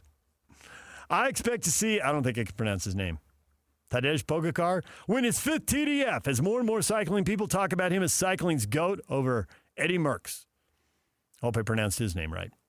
And you know why Brett cracks me up? You know why that's so funny? Because Alex is looking at me a little weird right now. A little weirder than normal. Why is that so funny, DJ? Because Brett, when I was 4 years old, gave me my first bloody nose. I don't know if he remembers that. I remember it. You know what I did? Went in, got cleaned up by Mom, we went back out, and we played some more. I don't even know why he popped me in the nose. I probably popped off. I was 4. I had an attitude in the mouth. He lived across the street from us. Yeah. It was 6 of us. It was like some kind of little rascals for sports, man. My 2 little brothers, Brett. This kid my age, 2 doors over from Brett. Travis, who lived in left field. Brett's house was in right center. And in between is Mike Vitale. Mike's house was left center field. I love that you remember this. Oh, yeah. 6 of us playing workups, playing 1-on-1, 2-on-2, 3-on-3 basketball in the driveway. Later in the street, we almost died in the street one day. Not because of cars. It was a cul-de-sac. There wasn't much traffic. But didn't have on the portable hoop his dad got, because the hoop in our driveway we got when we were really little kids. My dad just hung it straight off the roof, and it was only like 7 feet in the air. But, when you're all, in second grade, that's plenty tall enough. So then we had the portable hoop, but we didn't have enough weight on it. And a ball hit it, and it came down in the middle of the game. Unfortunately, it didn't hit anybody in the forehead, because that would have been bad. That would have left a mark. Brett just moved back to Utah. We have to get together. And then remember all the ways we could have died doing stupid things. It seemed like a good idea when you're allowed to play outside all day long. That sounds like weekend plans right there. Right? All right, DJ and PK, we're out of time. It is time for the coach, Tim Lacombe, and Scotty G to take over right after the break, right here on The Zone.